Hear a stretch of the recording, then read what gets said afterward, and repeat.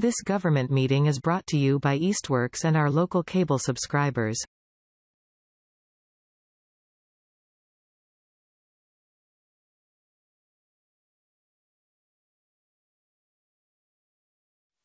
So we're going to call to order our regular session of the school committee. We'll roll call in. Eric? Here. Megan? Megan Harvey here. Laura Scott present. Sam? Present. Mayor? Present. Thank you. Okay, we're going to start with a vote to ratify our collective bargaining agreements between the Easthampton Public Schools and the Easthampton Education Association. It's a 3-year contract that we negotiated that's effective July 1, 2024 through June 30th, 2027. Maureen, would you like to say anything about the contract negotiations? Sure. I'd like to say that I think they were very fair. We had a lot of meetings. We did have some meetings where we didn't make as much progress as we'd like to. However, we all came back to the table. I think we did a great job of listening to each other.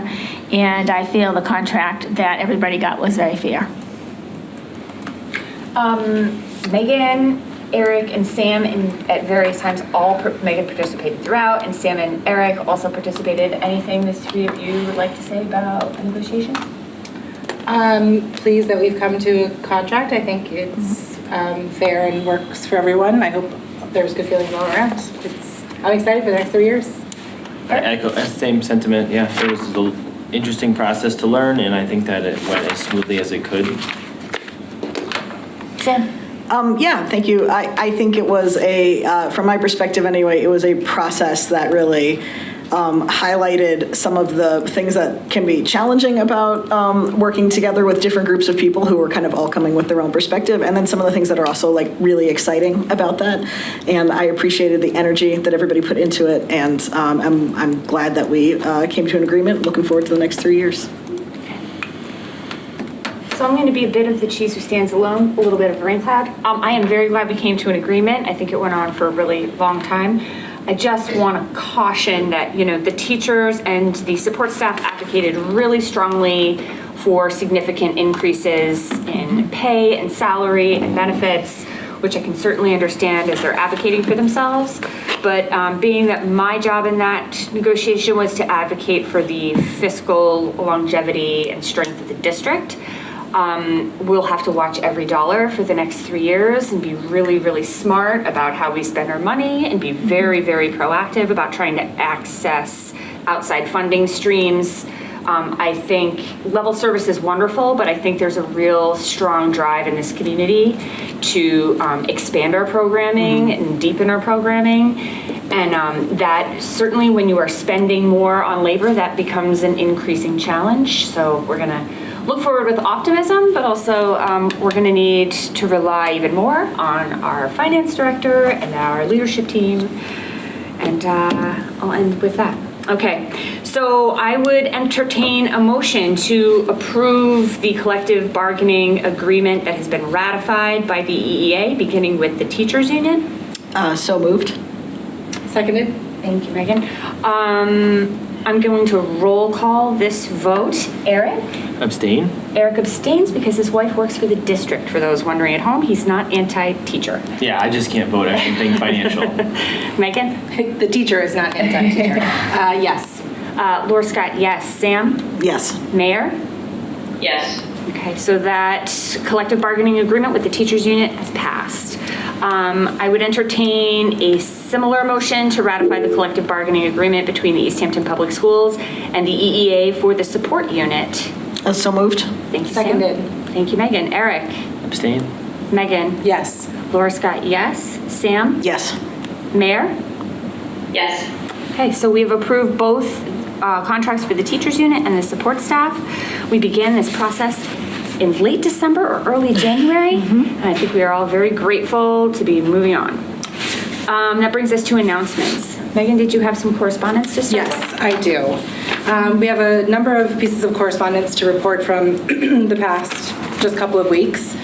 including an email that was directed from Ellie Nagowski, but comes from an organization called Educate Us. So I would say they emailed in collaboration with support and resources around sex education in the district. In support of thorough and accurate sex education. We received an email from Shelby. I'm really sorry, I should be able to pronounce this last name. Hivenen, my apologies. As the president of the Easthampton Music Boosters, writing to us with a really clear email with lots of background information about action and steps that have already been taken and sort of discussions that have been going on within the EMB around the detrimental effect of the ST Math program in terms of how it's implemented in the time changes in schools. We received an email from Owen Zaret encouraging a proactive response from the district to growing and high levels that have been around for a couple of years and longer around anti-Semitism. We received an email from Leah Ewing, who wrote to us in support of 2 changes that have occurred at the middle school this year that have worked out really well for her children, and she wrote with some examples, including a regular schedule of bells and switching between classes in the middle school, and also wrote to us with concerns about how the ST Math program is being implemented and the associated but decreased time spent within the school day on music, band, chorus, and other specials. And we received an email from Jan Davis expressing her concern with how the ST Math program has been implemented within the school day, particularly in terms of the time that's lost on specials and the music and arts, and alerting us to messages on a social media platform from several members of the community. We received an email from Ingrid Flory expressing her concern around the ST Math program and the way it impacts time spent in specials, and particularly its impact on the music program. And we also received a letter from Marcia Gagner, did I say that right? Who wrote to us about the ST Math program and in particular concerns with how it's being implemented and time that's taken away from specials, including music, art, and physical education. Okay, I did receive one additional letter from the building administrators having to do with the representation on the superintendent search committee. I'm going to discuss that further when we get down to that point on the agenda. We'll circle back to that. Megan, do we have any gifts? I don't have any that I'm aware of. Okay. We are going to move to the Easthampton High School student representative update. I know she's coming, and I don't know where she is. We're going to asterisk this. Is she joining us remotely, perhaps? No, she said she could join. Okay, so we'll come back when she arrives. We're looking forward to it. Can you tell me... Asta. I'm going to write that down. Thank you so much. All right, we're going to move to public comment. So it looks like we have a number of people in attendance tonight, so I'd like to remind everybody we're going to try to cap it to 3 minutes maximum so that everyone gets a chance to speak. So if there's anybody in person who would like to line up at the podium, you just share your name, and then feel free to speak for 3 minutes. I'll give you a gentle nudge if you're getting close to that. And do we have a timer? I'll watch the clock. I can do it. I can do something to help. And then after, just for the people watching at home, we'll switch to those who are joining us virtually as soon as we've heard from the folks who came to us in person. All right, go ahead. Hello, my name is... Go ahead, keep talking. I'm gonna come check your mic. My name is Leo Kosen. I am a 6th grader at Mountain View School, and I would like to address the problems that myself and other students have been having with ST Math. There was a Gazette article written about ST Math published on September 28th saying that there have not been complaints from students or instructors about those 15 minutes being carved out of specials classes. While many people may not be aware, ST Math being in specials takes away its fun learning potential and has disappointed many parents and students alike. As of today, I have collected 170 signatures of students who would like ST Math removed from specials. If this program is continued to be implemented, I would hope that it could be in a different time of day. It's currently in specialist time, as everyone knows, and this means that for every day for 180 days, 15 minutes of specialist time is going towards extra math. Not to mention, it would be simple to put this curriculum in WIN block. WIN block is a 30-minute period dedicated to what students need to focus on. Students already have 5+ hours of math every week. One WIN block is used for ST Math already. In total, a student is doing 7+ hours of math in a week, including with ST Math and regular math classes. It's also frustrating. It can get a bit annoying and just overall frustrating, because sometimes it'll glitch or freeze. Specials is also the only block in our day that we don't have to look at screens for the whole class, and some people look forward to taking a break from screens, but with this now, screens are a part of every single block in our day. Carrying our laptops to gym and other specials is also impractical. Overall, ST Math is a good program, but its benefits have been overshadowed by the choice to implement it in our specials time. Please considering changing this so that we get that time back.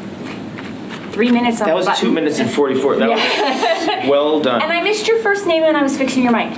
My name is Leo Kosin. Leo. Thank you so much, Leo. Thank you, Leo. Thanks, Leo.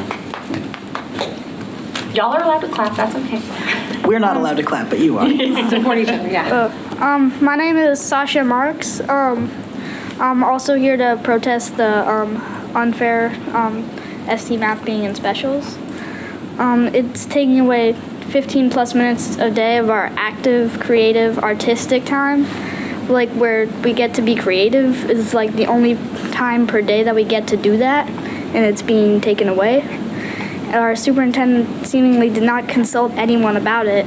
I have not met a single student that has enjoyed ST Math, and it could easily be put in homeroom or WIN block. And our specials teachers were not told about it, and they had curriculums based on 1 hour, which they no longer have time for, which means we now do not have time to learn our curriculums properly because we don't have enough time. And yeah, that's it. Thank you, Sasha. Hello, I'm a 6th grader. My name is Welcome Hersey, and I'm also here about ST Math because, like, they call it an enrichment program, but I haven't met a single kid who's been at all interested in it. Like, I haven't met a single kid. No one seems really been told about it or know what's happening. It's like, it seems like it was kind of rushed to be implemented. Like, the specials teachers didn't really form a curriculum about it. It's like no one really knows why it was put in specials or like what can be done about it. Like, is it a reversible change? Like, can we put it somewhere else? Like, there's not really a clear, really plan for it. And it is cutting into, like, creative times that we really need. Like, it's the only place. I've heard special teachers say that, like, this is the only, stress-free kind of, like, relaxing part of the day. And if more math is being taken up by that, then it's like, what are we doing? Thank you, welcome. Thank you, welcome. Hello, my name is Sierra. I am a 6th grader in Mountain View School, and I am also here for the cause of ST Math during specials. I don't have anything to say. I'm just here for support, so thank you. Thank you, Sierra. Thank you. Anyone else in the room who'd like to share their thoughts before we move to those who are joining us virtually? Okay. Thank Jan. If you can unmute yourself. We'd like to give you 3 minutes. Where is Jan? Yeah, let me see if I can unmute you. Jan, are you able to unmute yourself?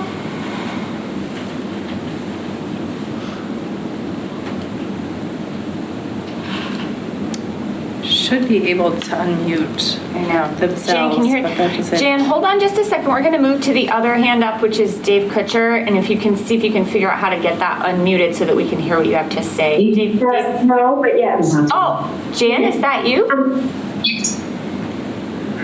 That was Kutcher.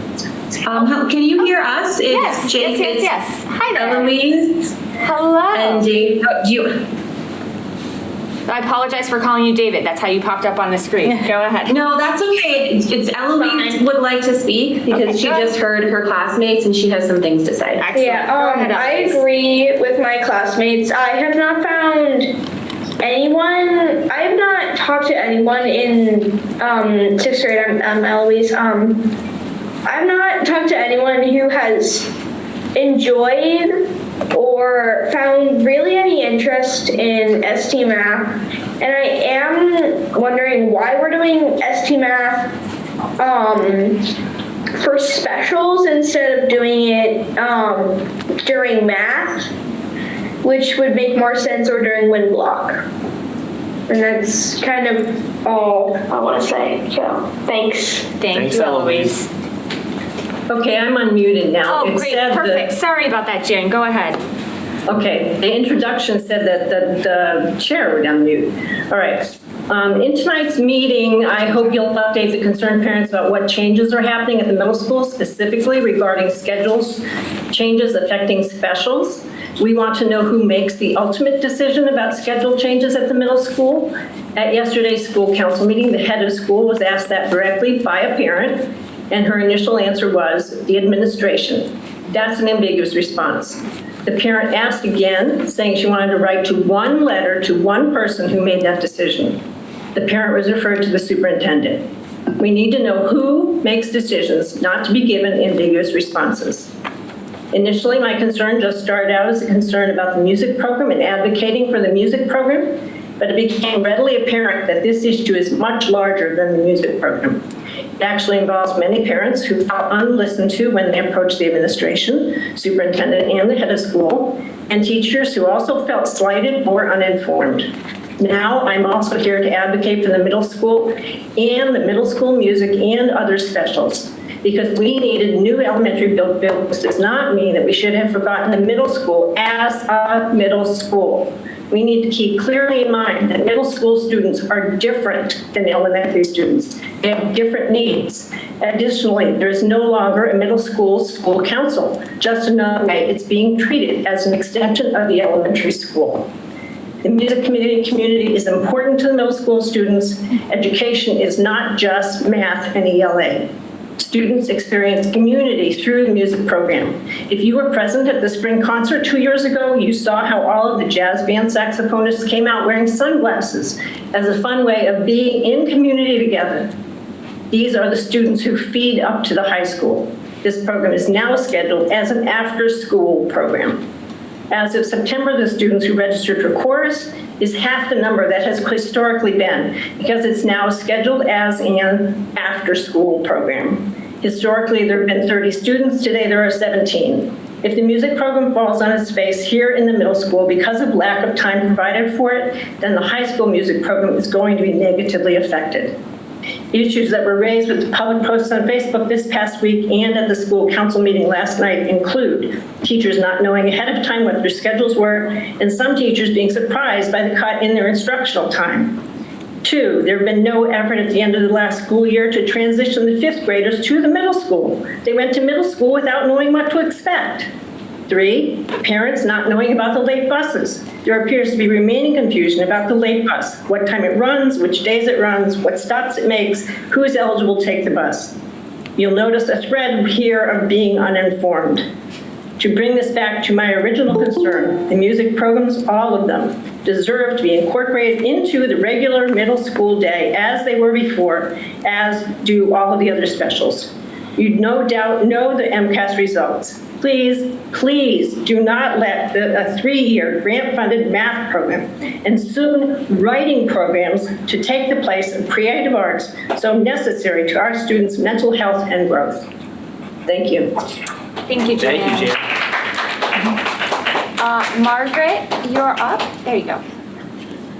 Hi, my name is Margaret Betts, and I'm here to officially thank, I believe, because I missed the vote to ratify, but I believe that you ratified tonight.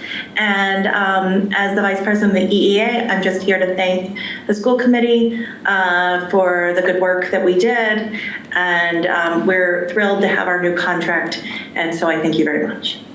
Thank you so much.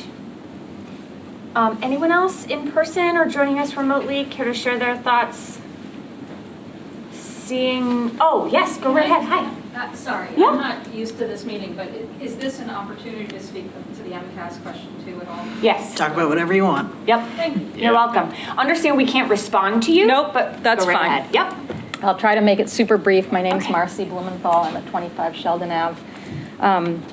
I just want to strongly encourage support for a yes on question 2 in support of getting rid of the graduation requirement that is MCAS. I've been in the field of mental health as a clinical social worker for over 26 years, and every single day work with kids that are suffering from clinical anxiety, depression, and a host of mental health needs that are really challenged by the things that they can't control.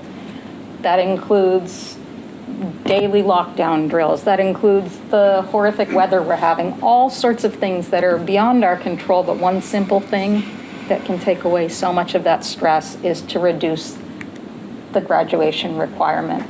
I know a lot of kids that are very smart, very driven by goals to become many things that they're excited by, and they're squashed by the intimidation and anxiety that this standardized test poses for them. Last thing I'll say around it is it's culturally biased. That is absolutely research proven time and time again. And it just feels like we can still gauge kids' academic needs, success, and be one of the strongest states in the nation around education without this archaic form of ascertaining what the needs might be. So please encouraging a yes to get rid of the graduation requirement that is MCAS currently. Thank you, Marcy.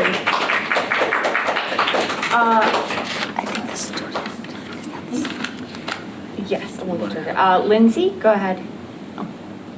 Hi, I'm Lindsay Rothschild. I live at 73 Mount Tom Avenue in Easthampton. I just want to support the 6th graders that spoke up today. Like many parents, we were shocked when our kids came home the first week of school and told us that they were going to be doing math during music class or art class or gym class. And to the fact that I said, oh, your teacher must be pulling your leg. That can't possibly be the case, only to find out that it was. Then thinking we might learn something in the newsletter that came out, and the newsletter didn't mention it at all. It was very uninformative.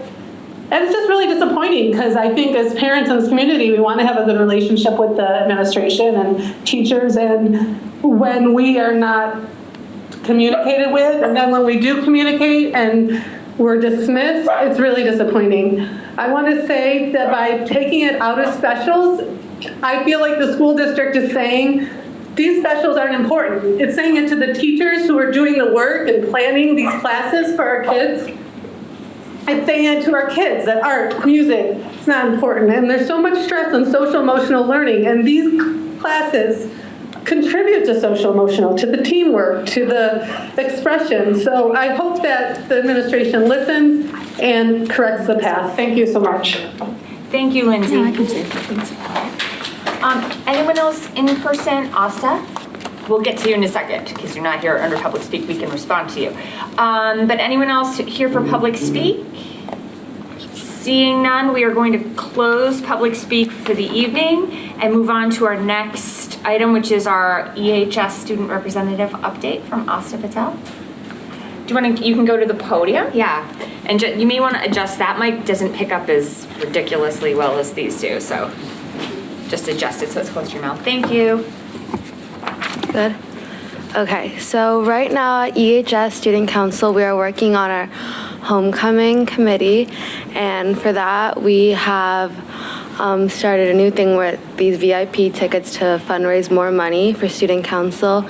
And this is just an add-on to the normal ticket, having gift bags, candy, and a free admission to a 5K we're hosting, which is also another thing, another fundraiser to raise money for student council as well as the grades to take some relief off from prom tickets and other things like that when graduating.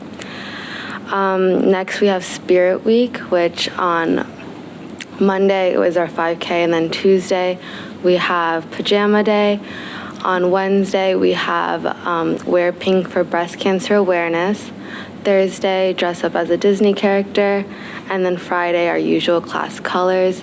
And Friday, we'll also have our pep rally / battle of the classes, where we're starting to go towards this thing of decorating our bleacher sides for each grade. And we're starting off by having just banners and having the grades decorate them. And then, it's a small thing, but for Halloween, we're gonna help out our Tiny Tots teacher to do a Tiny Tots Halloween party.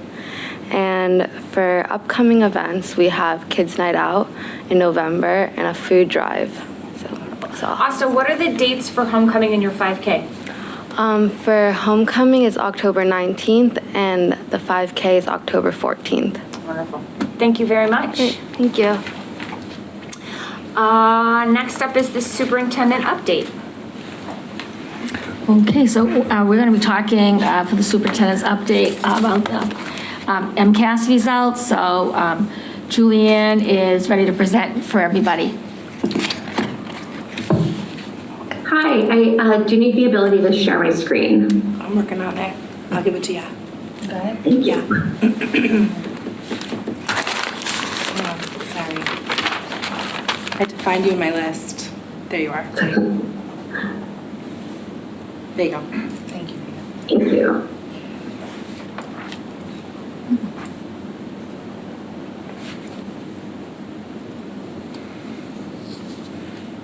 All right, can everyone see it and hear me okay? Yes.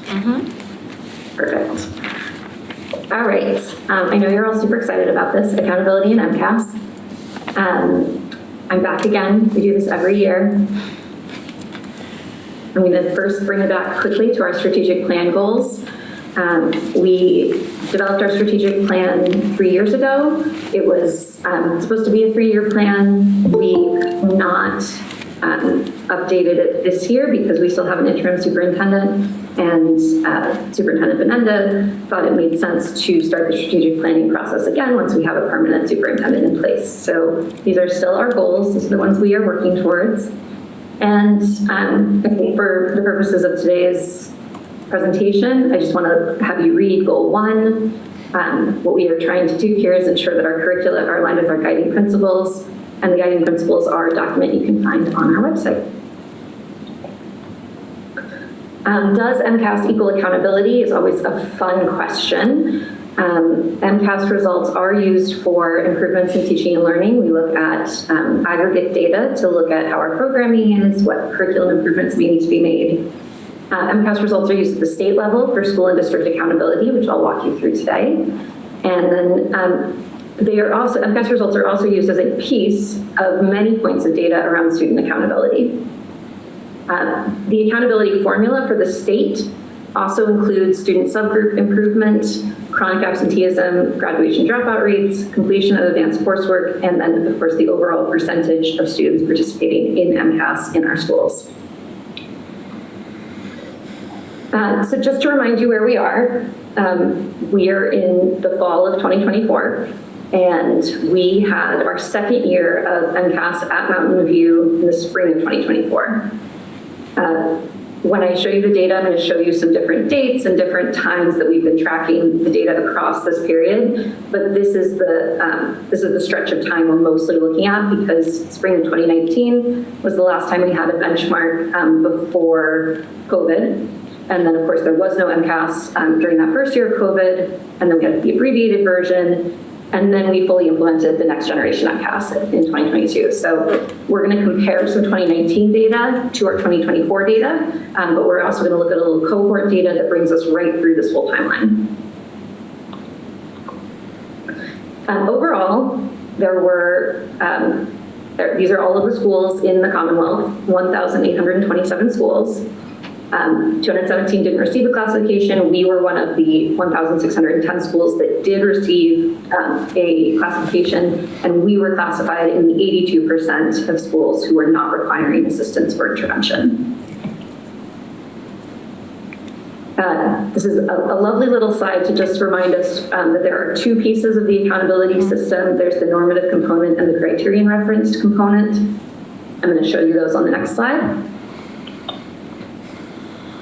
Our criterion referenced component for Easthampton as a district is that we made moderate progress towards our targets at 41%.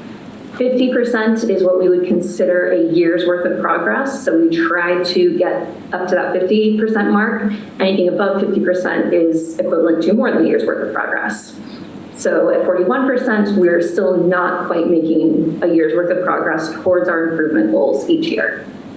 And then the norm referenced is how we compare to the other schools that are in the Commonwealth. So this year, Easthampton High School was in the 21st accountability percentile, and Mountain View was in the 34th. Breaking that down a little bit, I just wanted to share some good news. For the high school, they got all points that you can receive in the accountability formula for a 4-year cohort graduation rate, as well as our extended engagement rate, which is the students who have previously dropped out and we've been able to bring back into the school. At Mountain View, we received all the points that you can receive for our English language proficiency, which is how our EL students perform and progress. Very, very proud of that.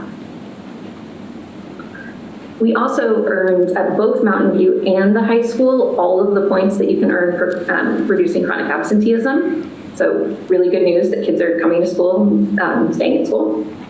And then the high school, this is the first year since I've been in Easthampton that we've received all possible points for advanced coursework completion. We worked really hard on that, and I'm so proud to see it paying off. The high school has done a ton to open up more advanced coursework, open up more advanced courses, as well as really encouraging students to take those courses and successfully complete them. So kudos to the high school there.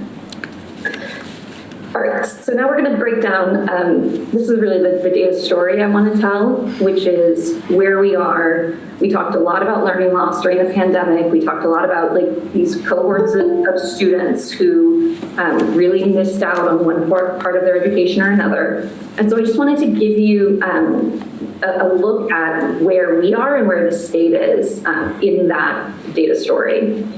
So this is one of the breakdowns that we do, and it's kind of a confusing chart, so I apologize.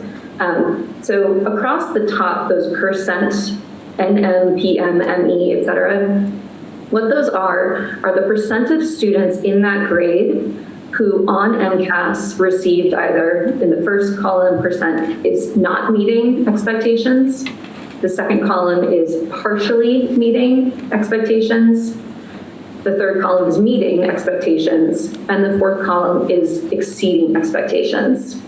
And then the state likes to combine meeting and exceeding to see if what percentage of your population is at least meeting or exceeding.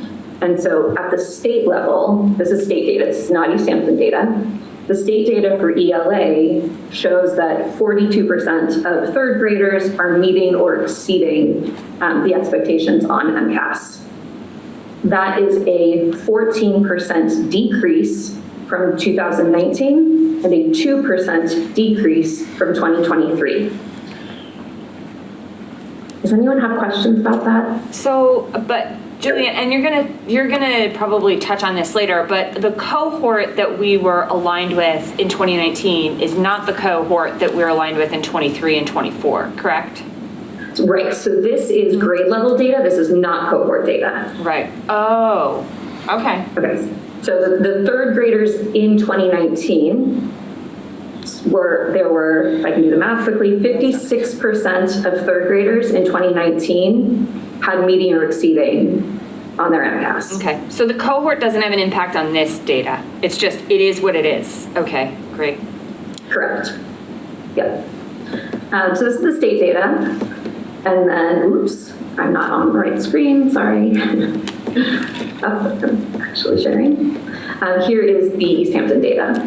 So same layout, but these are only our students now.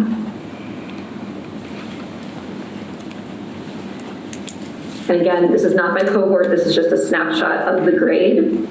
But this is, if you look at that meeting or exceeding column, the 35% for grade 3, so 35% of Easthampton grade 3rd graders had meeting or exceeding on MCAS, which is a 12% decrease from 2019 and a 6% decrease from last year, 2023.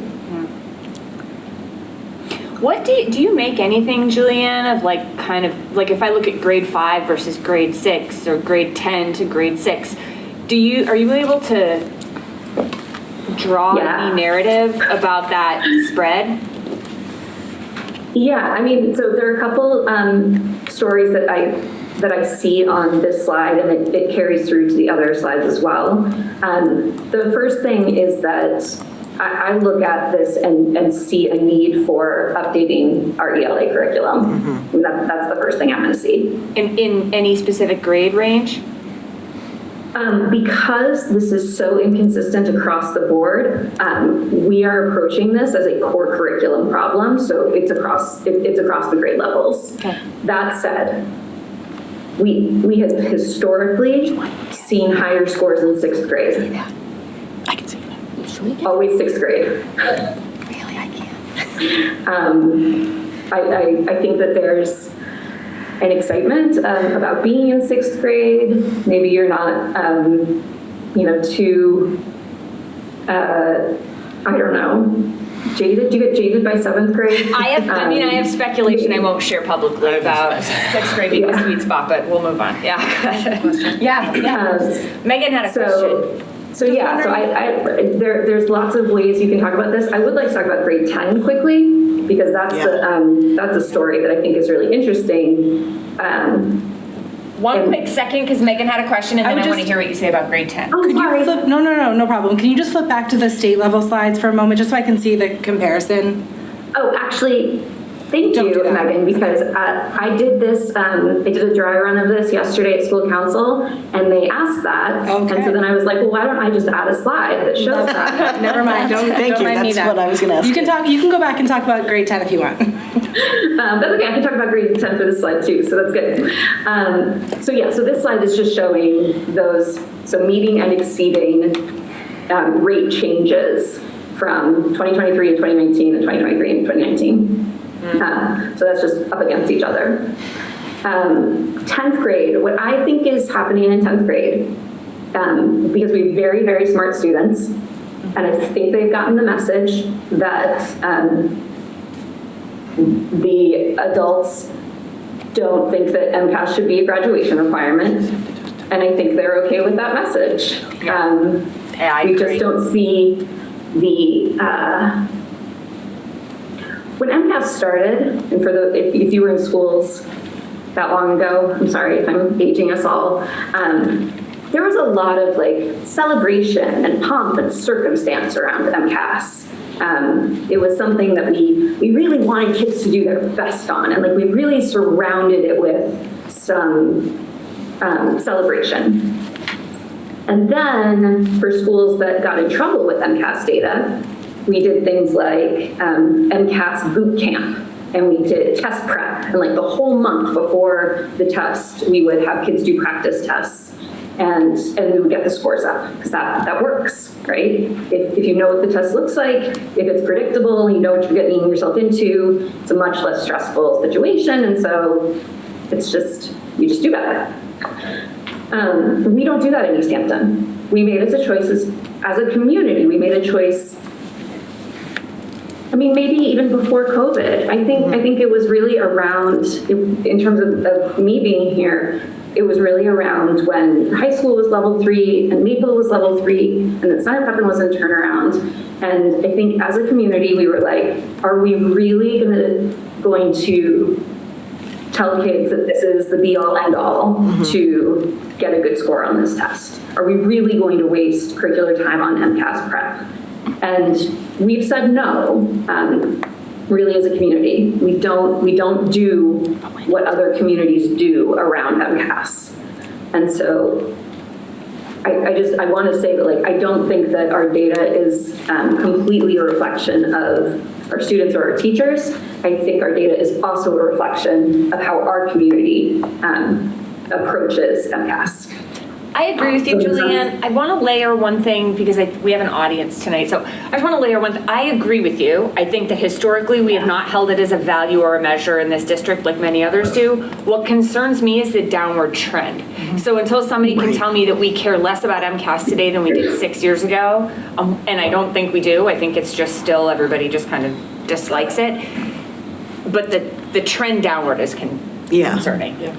Me too. Okay. Yep.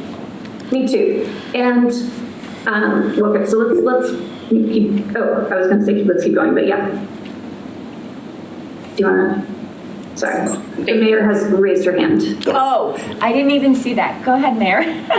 No, I was going to say around the approach to MCAS and whatnot. Take no issue with, but I am wondering, and the downward trend. But what about other assessments? Like MCAS isn't that, I just, okay, because I was like, I know when I'm looking at the screen to be true, but I'm just like, I guess to the public, but also as a former educator, like there are other assessments that show progress and strengths in our district. And one might venture to say that Easthampton is kind of on the cutting edge of Q2. So that was only my comment. I was wondering what other assessment data will we see? Yes. So one of the ways that we were, okay, so at the very end of this, I'm going to show you what our next steps are, and that's when I'm going to address that. Great. Thank you, Julia. All right.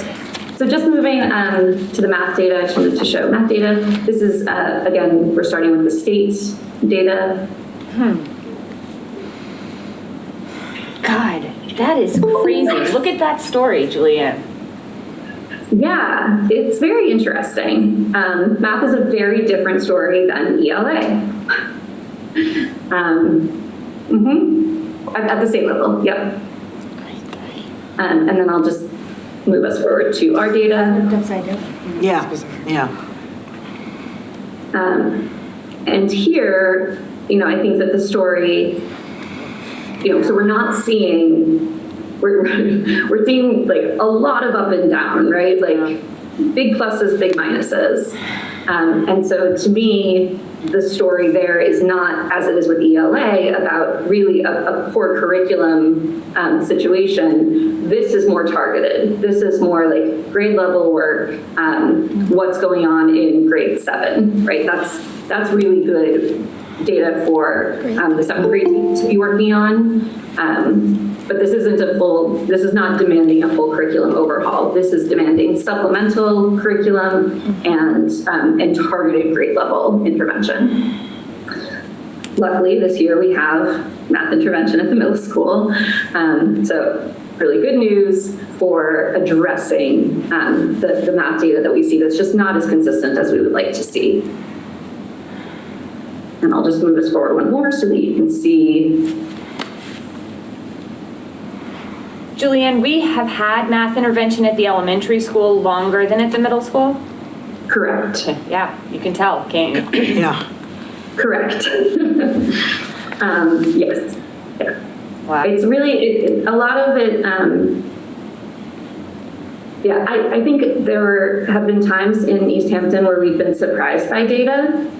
I think now we look at it enough that we're not usually that surprised by it. And we can really see the initiatives that we put into place start to pay off. And I definitely think our current math curriculum is one of those. And anyone will tell you that no one curriculum is going to meet every student's needs. Right. So supplement, enrich, that's what our math programming is really asking for right now. Yeah, Megan has a question, Julie. Just as I'm looking at this, so we have this sort of comparison of how the state has decreased versus how Easthampton has sort of decreased in these areas is like the general trend, not decreases in every category or at every grade level, but if I'm just looking at, like, flipping back a slide, like, what percent of third graders in Easthampton meet or exceed versus what percent of third graders in the state meet or exceed. So not so much about the change over time, but more just how we stack up. Are you gonna get to that comparison as well, or is that embedded in the change somehow? I'm just looking at, like, there are some pretty huge differences in the percent of students at Easthampton compared to the state. Does that make sense? Yeah, do you want to look at a specific grade level, or? Well, just because it's right in front of me, like grade 10 for math, 48% of the state meets or exceeds versus 37% of students in Easthampton. And if you look like, and so I was doing this about Easthampton, about ELA as well. Like, these are some pretty big why are we seem to be decreasing faster than other places in than the state average, and also we're behind in general? I don't know. I would say it's the other way around. I would say we're growing slower. I see. Okay, correct me. Yeah. Okay. And we haven't yet seen the cohort stuff put an impact on these numbers you're sharing with us? No, we'll get there very soon, I promise. Okay. So this is the science science state data. Okay. And yeah, we only do science in 5, 8, and 10. And then I just tried to, like, put it all onto one slide so I wasn't flipping. So you'll see the Easthampton data across the top, and then the little state comparisons down in that bottom right-hand corner. Test changed. Right. The science test changed. Right. Oh yeah, I'm sorry, the legacy scale is because we went from the next generation science MCAS was 1 year behind the next generation ELA and math.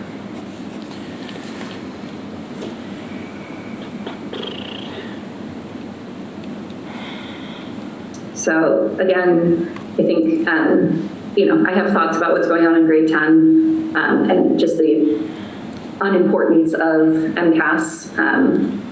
But to 19 points in 1 year. I was gonna say, but this also looks to me like an updated curriculum need, just in grade 10. And this is so 10th grade, I believe, this is where they choose bio or physics, correct? And then they're administered one or the other for the MCAS? Yeah. Yeah, but the vast majority of our students take bio. Bio? Okay. Yeah, very, very few take physics. Should we tell them to take physics instead? I'm kidding. I'm trying to lighten the mood. This is a little grim. Okay. Sorry, thank you. Can I Megan has a question. I'm sorry. I have so many I'm stuck on this other. I'm stuck on this other comparison, right? So, like, if we're looking at grade 10 science, right, and we're thinking maybe we need an updated curriculum specifically for grade 10 because of that drop. I'm also looking at just which grade levels and in which subjects are we really far behind. Like, that's one that we're not all that far behind.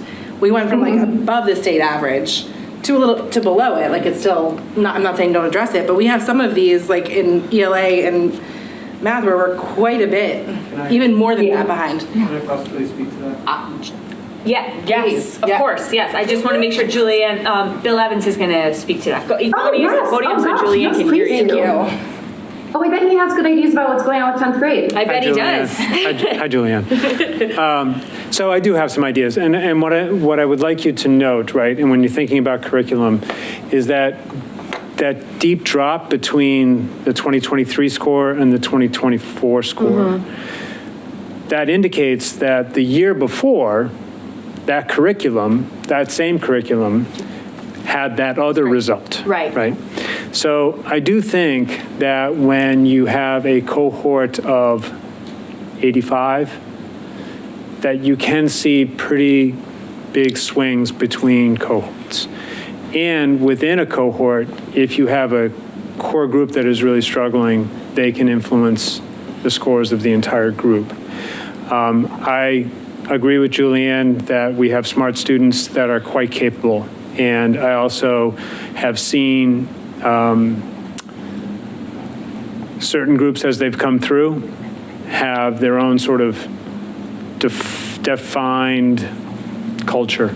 And I do think that the mayor and Julianne are correct in that we are a little bit ahead of the curve in terms of saying this MCAS thing is stupid. and if Q2 does pass, I think that there was a general sense of just do it, don't worry about it, you'll get over it, it'll be fine. Not coming from me, I want to be clear about that. But I do think that, it's worth noting that the group before them did well enough to make that group look like they did that poorly. So you're saying 23 did well enough to make 24 right? Correct. So I don't think it's a curriculum issue. I do think we've identified some places, like in the English, I think we're focusing very much on writing this year. Right. So yes, and Okay, I don't agree. steal the rest of my presentation. And I'm not going to steal the rest of Julianne's presentation, but I want to make that cohort. Yeah. Thank you. That's very really helpful. insightful. Thank you. I don't want to keep, it's not supposed to be like harping on grade 10, because there are other examples of it. Like I just quickly looked, like there's a grade 7 difference of like 15 points behind the state average in ELA. I didn't mean it to be about 10th grade at all. Like why is that, I don't know. I'm more focused on like how far behind are we from other districts? Yeah. So through the chair, can I just say a little bit about that, Julianne, too?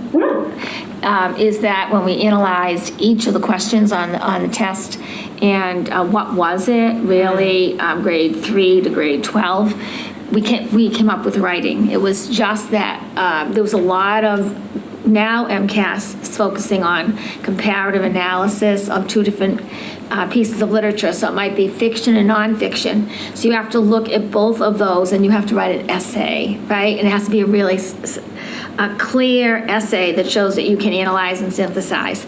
And we have a weakness in that because, as Julianne had said, the district didn't want to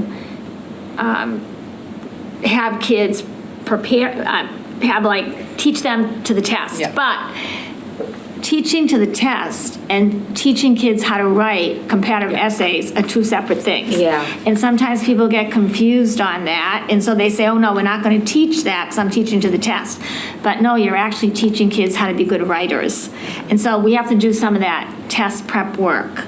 For example, a simple thing like you're taking a multiple choice, you go through first and you just cross off the ones that absolutely aren't the right answer, and then you're left with deciding between maybe two, what is the right answer.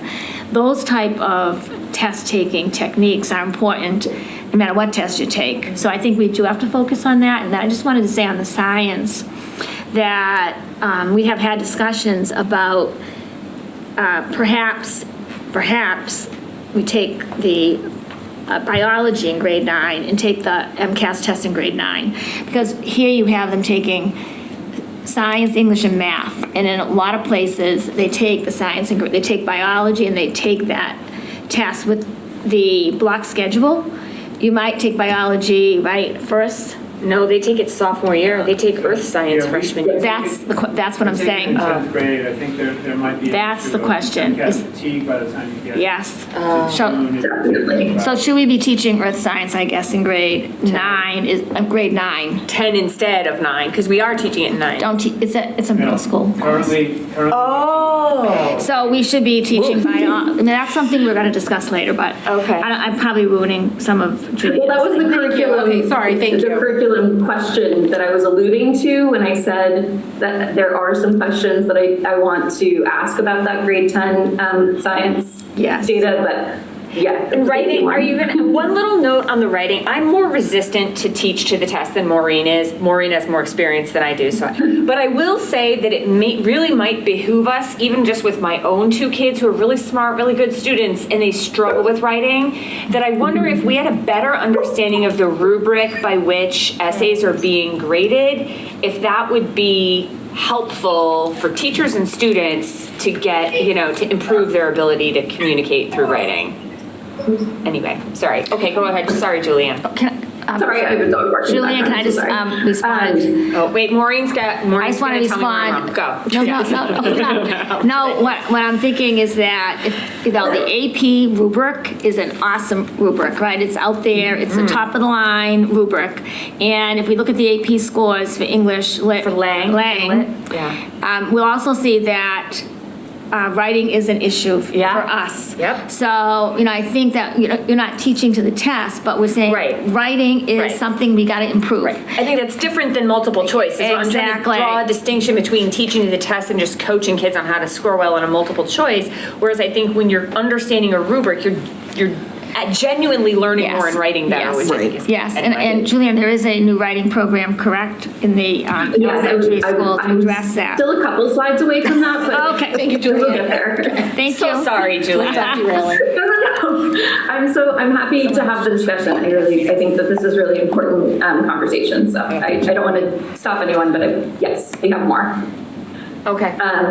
I did want to just show quickly a little of what I do find helpful in these data is being able to disaggregate by the student subgroups and look at things like how are students growing and progressing within their subgroups. And I want to mention that our percentage of students with disabilities in the district is higher than it's certainly ever been while I've been in the district. It's much, much higher than the state average. And as you can see here, our students with disabilities, so if you're looking at the purple circles, those are the average scaled score differences. So if you are low income, your average scale score is 484. If you are non-low income, the average is 495. So that's the purple circles. The blue circles are the student growth percentile. And again, remember that I talked about that 50. 50 is a year's worth of progress, right? And so that's actually what I'm more concerned about is that our students, starting from where they are not making the full year's worth of progress in a year. And that for students with disabilities, students who are low income, or students who are high needs, that they have significantly less growth than their non-peers. And so I do, that's, for me, that's data that we talk about a lot and really think about, what do we need to do to improve outcomes for these students. So this is in 3 to 8 ELA, those discrepancies. This is in grade 10 ELA. It's the same story. Even with, looking at high needs for that difference between 39 and 48. Yeah. It just shouldn't be. So we really got to break down that data more. And income too. Yeah. The income needs and thinking about how we can offer more support. Okay. Yeah, absolutely. Yeah, absolutely. I would say a lot of the initiatives we put into place are really focused on that discrepancy. And that's not always like a really popular choice. But I do want to say we're making decisions because we've said this is unacceptable. So that's ELA, but you'll see the same story in math. It's not as drastic, thank goodness. That's interesting. Yeah, and then the really good news, and I'm glad Bill is there because he can speak to this as well, is that reverses in grade 10 math for those same subgroups. And I would argue, and maybe Bill can back me up on this, I think that it's because we have co-taught. We have students who are in a sort of high needs math section who are co-taught by a special education teacher and a licensed math teacher at the same time. And I believe that is a very effective model. Differentiated learning at the high school level. We also have, and I'll just jump in real quick, Julian. We also have 5 full-time math teachers and 4 full-time English teachers, so we're able to have much smaller math classes. We did put a lot of time and energy because this trend of having our math scores compare better to the state than our English scores is an anomaly. I've never seen that before. So I think that the concentration and energy we put into the math over the last few years did help that particular this particular group. more work needs to be done. Is particularly impressive because we know the trend at the same time in 8th grade is that enrollment in that 8th grade algebra is dropping. So what it's saying to me is that we're making up all of that ground at an accelerated pace at the high school. Yeah, I'm still, that group was really impacted by a pandemic. Yeah. And I'm not, like, so was the rest of the state, but they were. Yep, totally. Well, that's whoops. Okay, that's where I'm going next. Okay, so here's your cohort. So this is the 10th grade cohort. So in 2019, they were 5th graders. In 2020, they didn't have MCAS. And 21, they were 7, 22, you can see that. And then there's obviously no MCAS in 9th grade. So during the year that we were mostly remote learning, they were in 7th grade. And the year that we were mostly masked, they were in 8th grade. I'm going to go ahead and say that that 7th grade crew at home was one of the most unsupervised groups of 7th graders we've ever had, and I think that was incredibly detrimental. Yeah. We could, and I'll speak for myself. I had a 7th grader that year, so I know he was unsupervised. And that's not parent blaming. That's the reality of it. I was going to say that. No, not at all. I was there with all of them. Yeah. But I know that having those be unsupervised educational years probably had a pretty big impact on this class. Yeah. And then I did one more cohort. This was ELA because the ELA data was more disturbing to me, hard to swallow. But I did do also the cohort data for our current 9th graders. So these students were 8th graders last year. And it is funny, 6th grade, there's something about the current 9th grade, Julianne? This is the current 9th grade? Yes. Yep, so the last slide was the current 11th grade, this is the current 9th grade. Fascinating. Yep, so they were in 5th grade during that remote year and were potentially more supervised than the 7th graders during that year. Maybe not though, I mean, it's hard to know. So the reason I show you this is because I can pull cohort data. Our cohort changed for this group in 2023, right?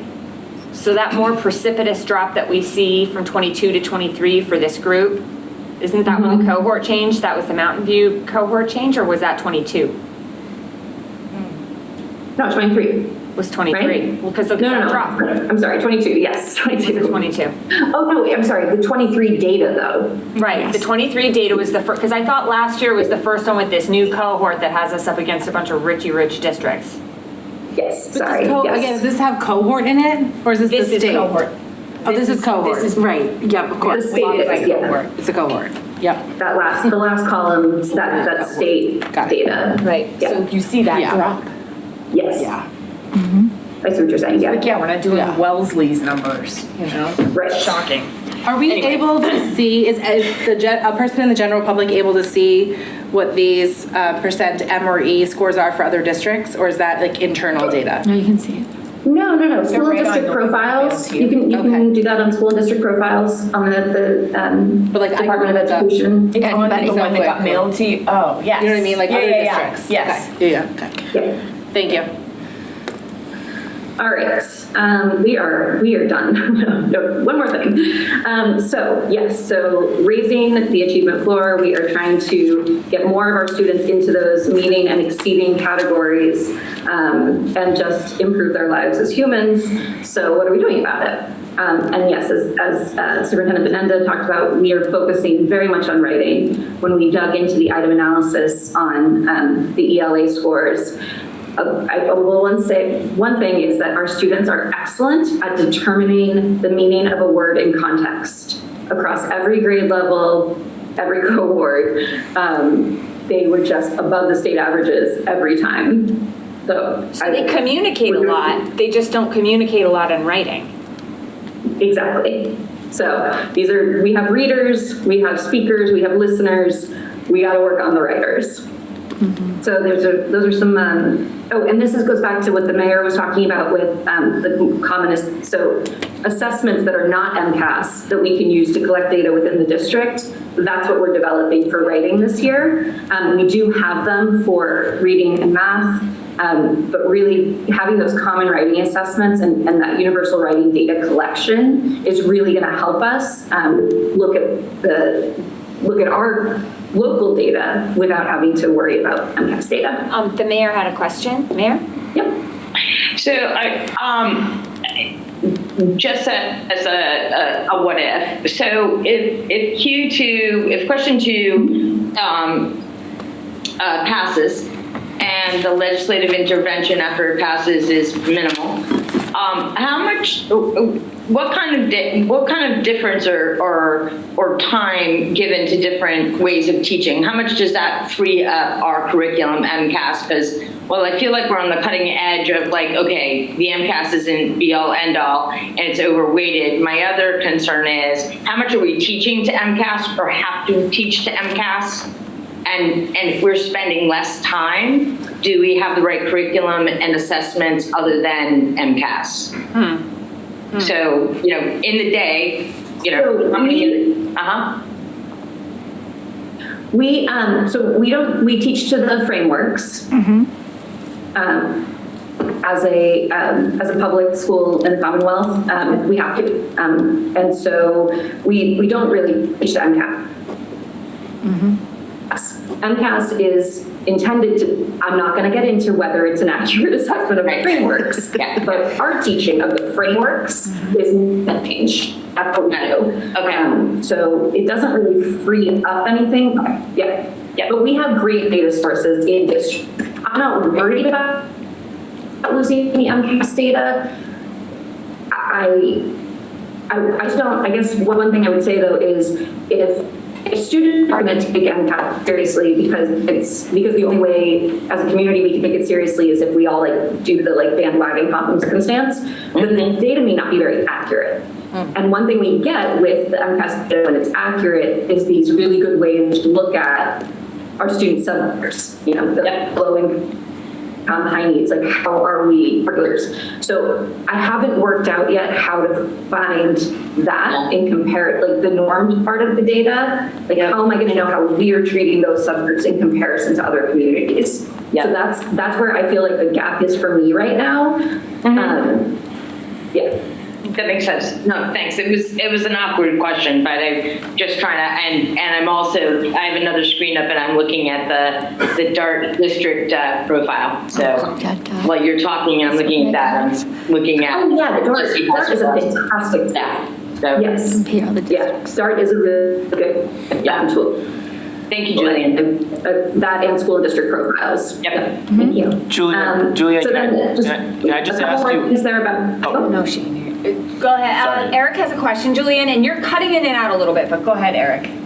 Are the things that I see on this for writing for the different grade levels, are those programs that are being implemented, or those data collection? Sorry, I think it's framing your thoughts. I'm sorry. That's why I didn't talk earlier. Can you hear me?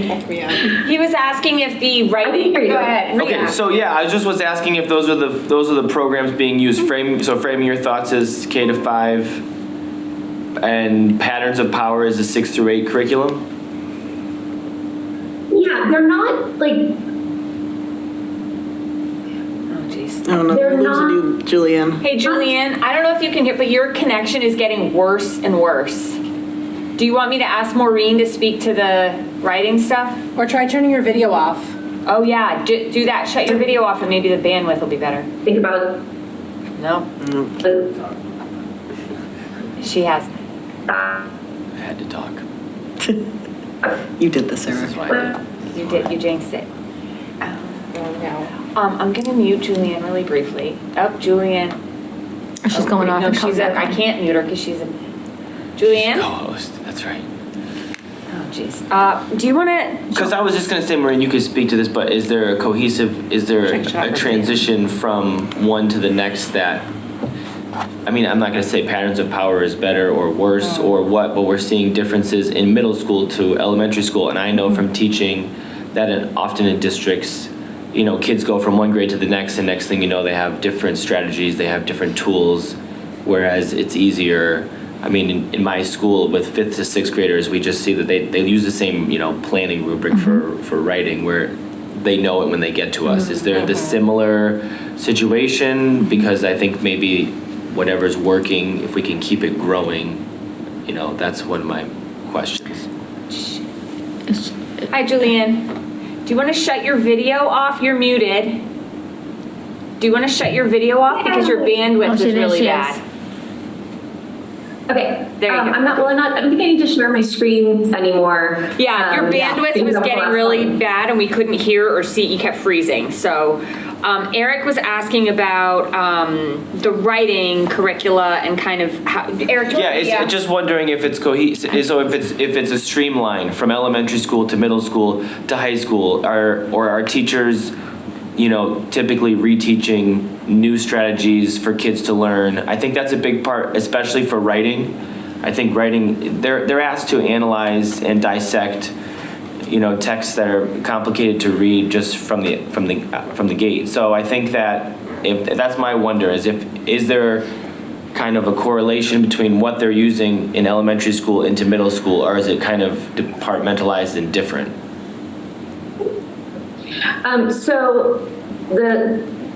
I have a couple answers to that. So first of all, framing your thoughts is an approach to teaching writing. It's not a scripted curriculum. So this is framing your thoughts as professional development that our teachers are doing throughout the year this year in K-5 to learn more about really bringing writing down to the phrase and word level and building out from there. So that's going to be applied to content area writing in K-5, which will be our science writing, our social studies writing. Nice. There is also a writing curriculum, but the idea to get writing, not only in ELA, but to get this really intentional instruction in the content areas as well is what Framing Your Thoughts is doing. Okay. Patterns of Power is really a conventions forward intervention tool. And we've had a really lovely group of ELA teachers in the middle school who are working on looking at conventions and how to teach them better in them for our middle schoolers. Because we see a lot of text language and we want to get those structures in place. So those aren't necessarily sequenced there. However, the core curriculum that we'll be using, so right now the K-5 is doing a ELA pilot curriculum program. They're piloting 2 curriculum. And so whatever they choose will have the writing component as well. And then that sequences into the 6 to 8 ELA curriculum, which also then has a writing component, and all of them are aligned to the sequence of skills, the skill progression that's in the frameworks. And so the programs, whatever K-5 goes with, 6 to 8 will use the same curriculum, the same just baseline what they're using to teach with. I know these are the developmental skills that they're doing in the other professional development levels, but are they going to be the same streamlined curriculum? I'm not. You mean like just like one 12 writing curriculum? Or like from 5 K-5, and then jumping from 6 to 8. Is it different curriculum from a different? Like, are 5th graders moving into 6th grade translating the rubrics and the writing tools they've already used? Are they translating that directly into 6th grade, or are they relearning new tools? Well, we use a common rubric because we use the MCAS rubric. There you go. Okay. I think that I feel like there are a few ways to answer that. So there is continuity, but it's not the same programming. Right. And so, yes, they may be learning a new tool to use in middle school, but they're not losing, like the MCAS graphic organizer is a K-12 graphic organizer, right? The rubric is consistent. So the expectations, I think, are consistent. The approaches are, that's the professional work of the teachers to look at the students in front of them and draw from the curriculum what the approach is. So I wouldn't say it's standardized, but what I will say is that the K-10 universal writing data collection, that's going to be a place where we can look at how students are performing on a consistent rubric over the grade levels. And so that's really going to be our data collection and focus on where do students need more support, or where does there need to be more structured curriculum or strategies or tools in writing. Thank you very much. Julian, can I just add to that? We have a MELT program, where we all meet with a group of people that are team leaders in elementary and middle school too. And one of the things we were talking about is, like, I think you're talking about SRSD, kind of how that goes all the way through, right? Yeah. So all kids learn to write, they know tide, right? And that's an Right, example right. of what you were asking. And Julian was saying at that meeting also that there are little words like tide that are going to be presented through the program that they're starting now this year. Julian, so I think the question was really about, writing consistently and having those little words all the way through, so that even when kids get to high school, when they're answering the MCAS, because we still have to take the MCAS weather question to pass the NOT. The state right now is saying that will be the accountability test that they'll use to judge all schools. So we still have to meet those standards and still take that test. So that answer would be yes. It's not like SRSD, but similar in that same word would carry through. That's great. Yeah. All words. Yeah. That's very helpful. Do we want to cruise through this finish line, Julianne? Because I think we've tortured it. Yes, definitely. Math. You've heard a lot about ST Math. That is a very specific supplemental curriculum. We were lucky enough to receive a grant for it. And we actually piloted it in the spring. So a bunch of kids started to use it in the spring, and then we went full in Mountain View in the fall. We also have middle school intervention for the first time this year, an interventionist who is working with students who qualify. This is our, I think we're in year 2, although we were talking about it yesterday. I think it's year 2.5 really of having our elementary math intervention in place. And then on the other side, this is the first year we're offering AP Pre-Cal, and we are in planning discussions to increase the number of students who are taking algebra in 8th grade so that they can access those courses in the high school. I have one quick question about that, Julianne. I promise I'm not going to prolong it, but for the second section of 8th grade algebra, is that going to be just like a slower pace? Because I know they hand select the kids who they think have that skill set. So how are we just waving a wand and creating a second section? Is it just going to be a little more hand holding? Is it a smaller cohort? Like how are we doing that? So our the current math curriculum that we use actually has an accelerator curriculum that leads into 8th grade Algebra 1. So I think what we'll start to do is pull those cohorts. So the incoming 6th grade next year, we'll start with that accelerated curriculum. I see. And then, so it'll be a few years before everyone is on that path. Great. Thank you very much. That makes a lot of sense. Okay, go ahead on your STE.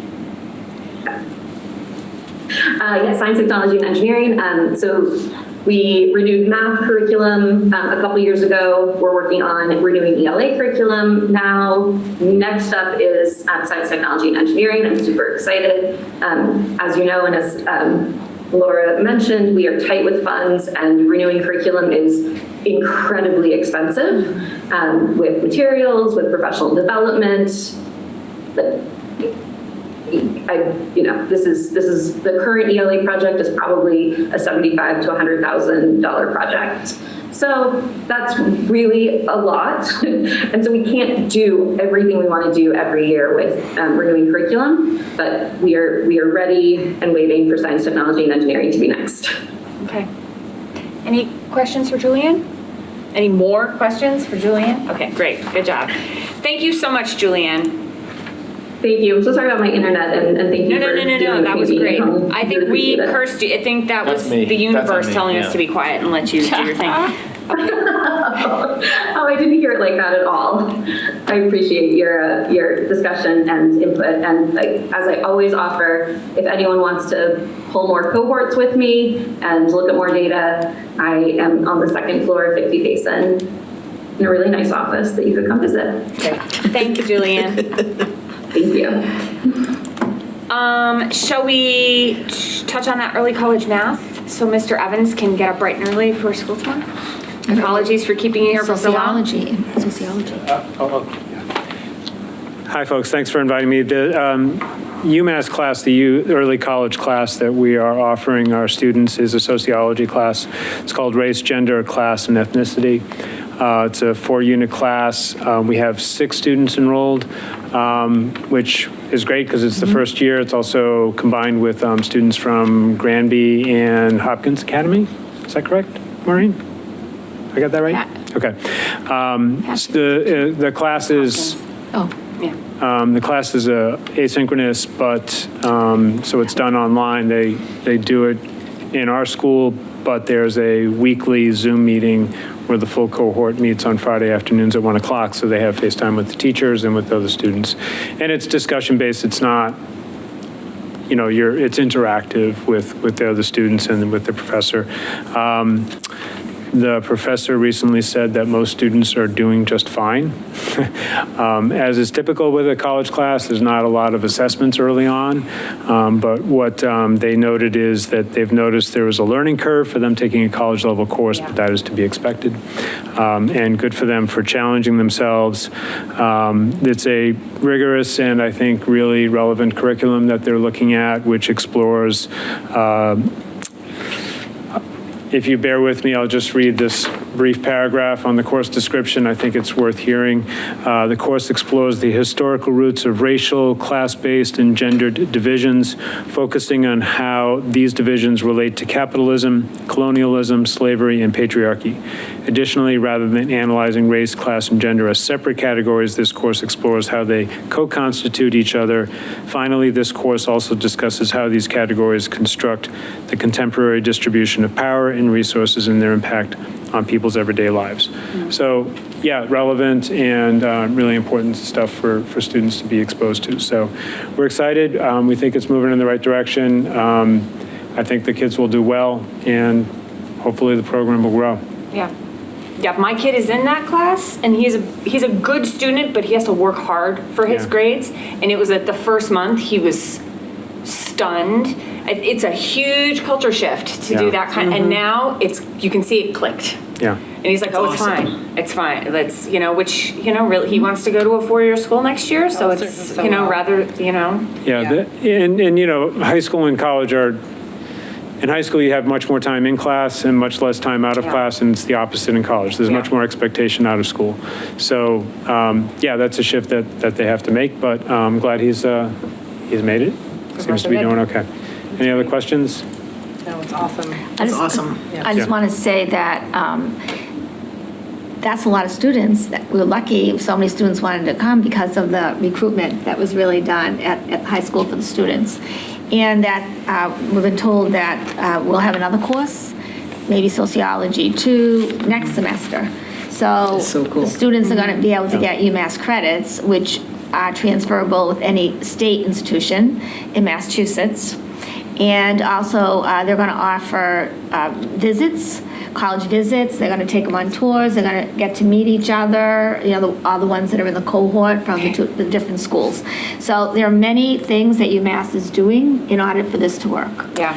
Yeah, UMass has worked hard it's difficult to get a college and high school schedule at a college and 3 high school schedules to align. But I will say, yes, there was some strong recruitment that happened at the beginning of the year, but this is really Superintendent Benenda's brainchild. She really pushed this forward. I think she mentioned it in her first interview with us before she was She's hired. why my kid is in that class. Yes. Lara. She's Did you hear about this class that you Wow, so Laura Scott going on record doing an impersonation of the superintendent, and a good one, I might add. Thank you. That's all I can do. But yeah, no, this is Superintendent Benenda really did a lot of work to make this happen, so It's thank great. you.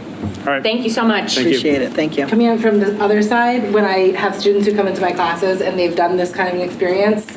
You notice the difference? It's huge, and it's not in terms of academics, and it's in terms of their mental health of transitioning to a full-year college. It's huge. Confidence and yeah. comfortability. That's Yeah. great. It's awesome. Let's hope it gets into emails. Yeah. Emails if you're watching. All right. Thank you, Mr. Evans. Anything else you want to share for the superintendent update? Just a little bit on the ST Math. Sure. As Julian Levin said too, it's an evidence-based program. It's been around for over 10 years now.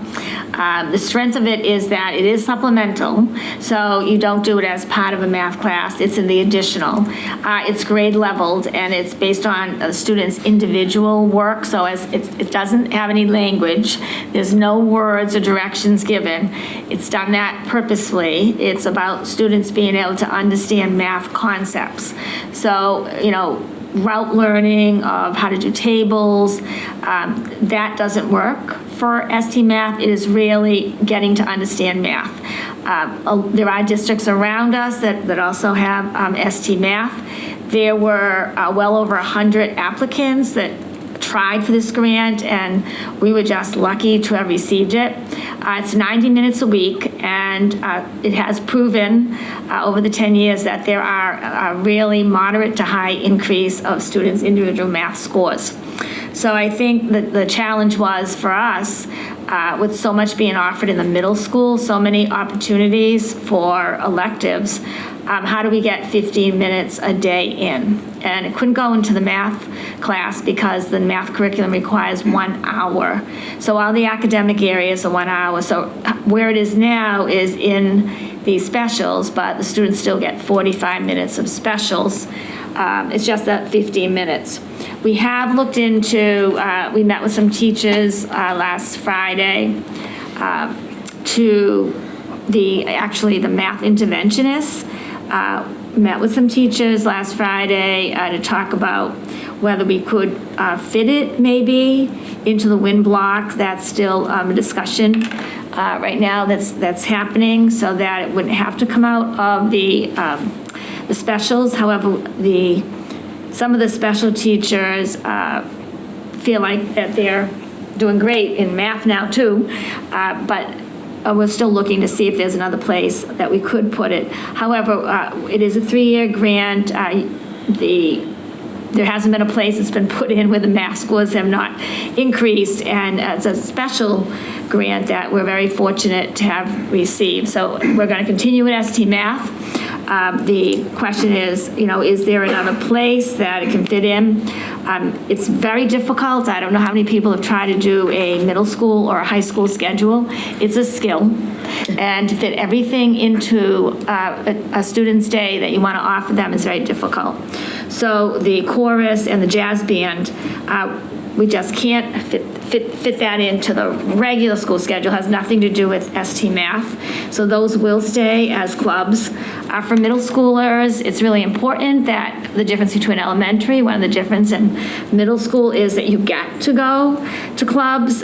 We were very fortunate that a year ago that the bus company gave us a great deal on an after-school bus. I want to say when I did come for my interviews here for the interim job, and I met with students in the high school, the middle school, and the elementary school, I was so surprised when I asked what they wanted to see added to their school, and they all said an after-school bus. And so that was one of the first things that we arranged, and Wednesday and Thursday, because it's the same bus, worked for the high school and the middle school, so that's how those days were put together, and it goes to the high school first, and then afterwards it goes to the middle school. So that's how the times got set. How the places for the bus stops got set is where most of, 4 places where the buses go, that would be good spots so kids can all get to their homes. So, and those are published for parents. If they have any question, they can certainly call the head of school or they can call the principal of the school. So we're feeling that ST Math is a great program. I am at the school every day now. I do stop kids in the hallways and ask them about ST Math, and the students I've stopped, everybody tells me they love it. So I guess I'll have to keep asking kids, but generally it's a great program, evidence-based. It's supported by DESE. There are several programs that are not supported by DESE. This program is supported by DESE, and we're going to go forward with it, and we're hoping that we're going to see with this intervention a great increase in scores. Anybody have questions? Megan? Two quick questions. So I saw a couple of questions coming around about the late bus and how folks could use that for these after-school activities. Can anybody sign their kid up to use the late bus? Do you have to have already been on a bus route? So is there like a registration for it? Like how does that part work? You know, Get on it. I think that just get on and get off at a the stop. bus comes and there's a staff member out there that makes sure the kids can get on the bus. You'd probably have to ask either Meredith or Jill, you know, the head of school, the principal of the middle school. They make an announcement the bus is there in the high schools. I'm not sure if they make it in the middle school, but definitely the areas where the buses drop the students off are published. Okay, so if my child doesn't take the bus in the mornings or whatever. Oh, it has nothing to do with that. Anybody, it's not, you have to pay for the bus, it's free. It's free. And you don't have to, you know, live 2 miles from school, that type of thing, like you do normally. Think of it like the UMass PBTA. I just want to make sure like everybody knows. Stops, Yes. Anybody can get on, no fare. So you do not have to have signed up or paid a bus fee or within a certain radius. Anyone can arrange for their middle schooler or high schooler to use the late bus on its Wednesdays and Thursdays. Yes, but if you're in the middle school, they may not make an announcement in the building, so make sure your kid knows to be out there on time. We can add that. We can add an announcement. There we go. There we go. We can add an announcement. We can add lots of announcements. That's easy. It should be accessible and free for all kids who want to use this as an after-school option. Yes. Anyone else have questions? Thank you. Good question. Anyone else? I just like have some things to add, which I hope is all right. I think that we've heard a lot from the public about this, and so I did some research. I watched some videos on ST Math and talked to some other friends of mine who work in other school districts about their experience with ST Math. And really, I honestly I'm surprised at how much I like it. I'm not a math person. And well, actually, I hate saying that. I like all things, and math is just a thing. But math does not come naturally to me. I had a lot of trouble with math when I was in school. So I hear the idea of extra math in school, and the middle schooler that was me back when I was a middle schooler is oh, that sounds terrible. My son is in 3rd grade, and they've been doing ST Math in elementary school as well. And he was actually really frustrated by it the first couple of days that he tried it. But he's really into it now. One of the things I really like about it is that it teaches and reinforces math in a nonverbal way. So for kids who have trouble learning verbally, and my son is a child who has trouble learning verbally, it makes math concepts a lot more accessible. And so it's not, I think there was some misinformation going around about it just being MCAS prep. It's not sitting down and doing test prep. It's an engaging computer-based game that teaches kids math without using a whole lot of verbal language, and that is huge for kids who learn differently and who specifically learn in that way. I think the thing about it that I appreciate that we got the grant, and I know that you worked really hard on getting it. We talked about it as a school committee over the summer. I think the thing that got a little bit muddled up was the communication about what it would look like for students and how that was going to impact the school day. And it sounds like there were some other bigger scheduling issues at the school that coincided with ST Math that didn't actually have anything to do with ST Math, like the late bus and chorus and music. So I guess I just want to say that I appreciate kind of all the work that's gone into sort of figuring this out and kind of figuring out where we went, where the communication maybe went wrong and where people were getting kind of the wrong information. I do really wish that there was more clear communication about this from the beginning, because I have like really bought into this now, and when I first heard about it, I was not super happy with how it was turning out, but I really like it. I'm really glad that it's a part of my son's education. I really wish that there had been a little bit more buy-in and better communication about it from the beginning. Anyone else? Our illustrious finance director is what I like to say because I can never remember. Director of Business Services. Nick Bernier. Good evening. Thank you. It is 7:34, and we are finally hearing about our finance update and our personnel report. My apologies. It's a long meeting. All right, this thing isn't working, is it? It's not as loud. I think it works. It's just not. It doesn't boom like these new. These are super loud. It's all right. I'll talk loud. Okay. So my end of the year financial report was completed and submitted to the Department of Elementary and Secondary Ed on its due date, September 30th. The report is required to be independently audited each year.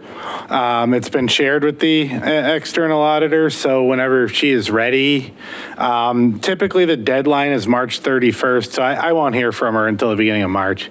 But she's got what she needs. Once the audit's complete, the report may need to be amended. There's always a couple things. You're paying them for a reason. I might find something myself before she even comes. Every now and then, Desi will send you an email, whoops, we have to fix this or whatever. So it's very common for me to have to do that. I just don't want anyone to think it means the report was like done wrong or anything like that. Typically, there's 2 or 3 amendments we do, and then the final audit report must be given to the city council once I get it. So that's where we are with that. FY26 special education tuition rates. I can't believe we're already talking about FY26 here. It feels like FY25 just started. The OSD, who sets the rates for state-approved private special education school tuitions, has released their annual memo, which provides the estimated rate of inflation for next year's tuition costs. The estimated rate as of October 1st is 3.42%. While the increase continues to trend downward, you'll recall 2 years ago it was 14%. Last year it was 4.69%. It's important to remember it's still historically high. Prior to this year, the average rate since FY11, somebody has kept data on this, over the years, we just keep adding to it, was 1.83. And that's including that 14, that big outlier. So, there's some years where it was like under 1%, and all of a sudden, we're seeing these bigger numbers. But, districts will continue to, rely on their municipalities for support with this, as well as on circuit breaker reimbursement. The thing with the tuitions is every year you get 1 or 2 you don't expect. And I think as we move into the FY26 budget season, we may want to discuss building a little something in for that, because otherwise you're rolling the dice. If you've got a year's worth of circuit breaker you can use, that's great, but we don't. We use circuit breaker reimbursement to go against the budget to begin with. So we don't have the money to roll the dice with at this point. So we might want to think about that a couple months down the road. Number 3, finally got the summer food service numbers I've been promising you for a couple months. The program came to an end on August 16th. So from July 1st through the ending date, there were 2,857 total meals. That's what, double last year? More than double, yeah. They average 84 per day, and that includes both breakfasts and lunches. It's an increase of 1,632, so they more than doubled the participation from last year, which is really good. That's awesome. I still think, as it goes forward in subsequent summers, you'll see more. It's just new to our community. We never had it before. We had the grab and go COVID bags. and then we didn't have it, and then we had it in a park when it was hot and rainy and mosquito laden. And now we have it in a beautiful air-conditioned building in which summer programming is taking place, and, in an accessible community site. So, I think, obviously it trended positively this year, and going forward, I think we'll continue to, as more folks know about it. Overall, there's still a loss of $21,510 from running the program. However, the reimbursements we get during the year with meals being universally free and the increased participation in school meals, we have plenty to offset that. So, you might look at that as like, whoa, we're losing that much money, but I don't worry about that. The revolving account is healthy, and it was a good service for the community, so. And again, just to remind those, we can't spend that $21,000 on teacher salaries. Food money is food money. Food money is food money, which is a good segue to item 4, the EHS dishwasher, for which I can spend this on. So the project's been awarded to Singer Kittredge from Agawam, Mass. We've worked with them before on, various equipment repairs. The final cost is going to be $63,653.66, pending one more site visit just to fine tune the details. That site visit did take place between when I typed this and now. Is it like a conveyor GU? Nice. Yeah, it's a Champion brand conveyor, which I think will. Worked in restaurants. Yeah, it'll improve the efficiency in there for sure. So the site visit took place. I got the final amount. I'm just waiting to hear back from our facilities director on timeframes with the electrician, because that's not part of this cost. We have to get just a little bit of wiring done independently. So then we're going to shore it up, and the target date is during the winter break week in December. So the PO will be generated as soon as I get the final word from Larry, our facilities director. Great. So, and lastly, the personnel report. So for September, we hired a network technician, a registered nurse, several substitutes, and 2 paraeducators. We did have a special education coordinator, 1 substitute, and 2 paraeducators separate from us during the month. And that brings us to our current vacancies. We have 1 special ed teacher vacancy still at Mountain View. The special ed coordinator is very close. I believe an offer has been made. We're just waiting for, paperwork and whatnot, so you can pretty much cross that off your list. The speech language pathologist, I signed paperwork today, so cross that off the list. Great. Lunch supervisor still there, and the IT computer technician is still there. So we really don't have a ton of vacancies. You saw, a month ago, there were several. So we've done a good job at filling a lot of these positions, which is good. It obviously makes things function better when we're fully staffed. So it's a great place to learn and grow, Nick, or so I've been told. It is. Any questions about anything before I of course wrap it Go up? ahead, Megan. Okay, thank you so much. This is a great update. I have 3 little things I wanted to highlight / ask a question about. One is that let it be marked on the record, October 8th, we are talking about how we need a fund that we don't dip into for the next budget season. Our Director of Business Services has said it. Sometimes that gets confused in the messaging around budget season. Why do we have to have a fund where we don't use the money and we just leave it in there? We leave it in there for exactly what you just talked about with special education rates and unexpected costs that pop up. So, right, we've now put on the record twice. Okay, the second one, I just wanted to really say again how thrilled I am that we do that summer food service. Thank you so much for all that you do to have gotten that off its feet, to coordinate, to give us reports on it and make it successful. And I noted that I saw coming home in folders with my kids that there's also a weekend food project that's going on. I don't know if that comes... That's Power Packs.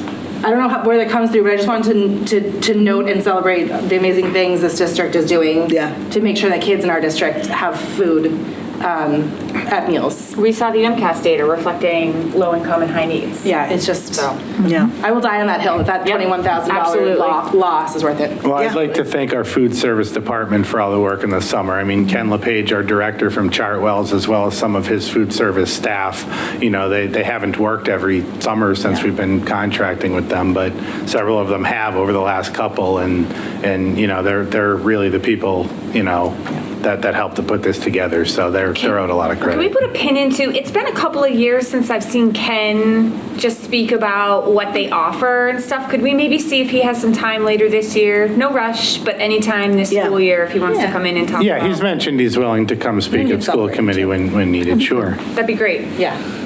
And then the last question I had, and perhaps I've missed this in prior updates, is there an update on that gym floor, that thing that happened over I was about to ask about that too. Gym floor is done. Looks great. They finished it just in time for the primary election at the beginning of September.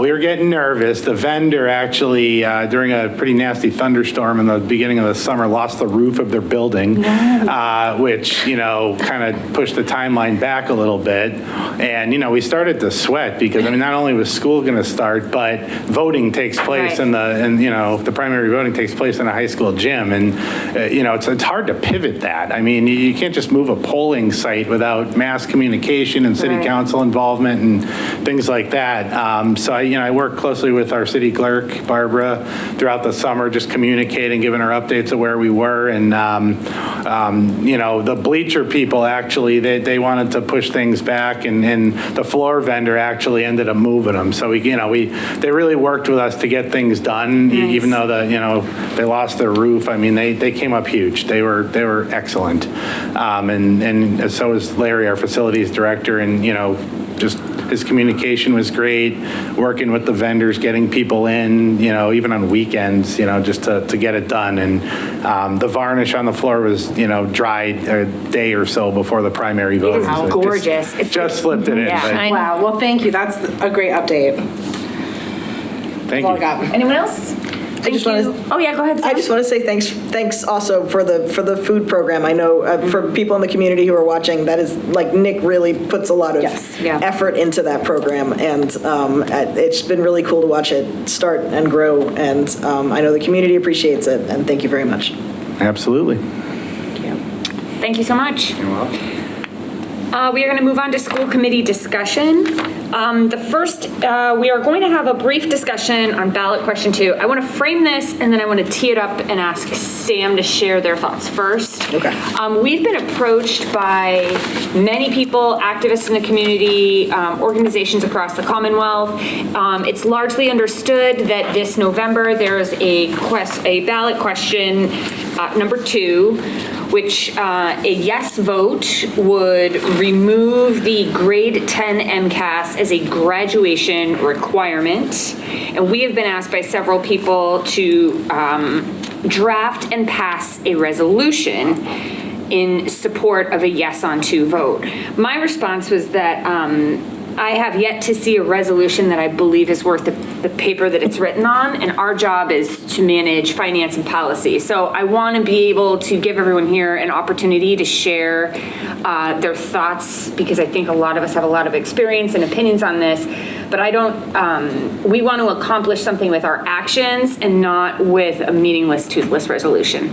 Go ahead, Sam, I'm going to let you start. Thank you. I share your thoughts about resolutions, as you know. I want to make sure that when we're doing work on this committee, it's actual work that has an actual impact on the community, a specific actual impact.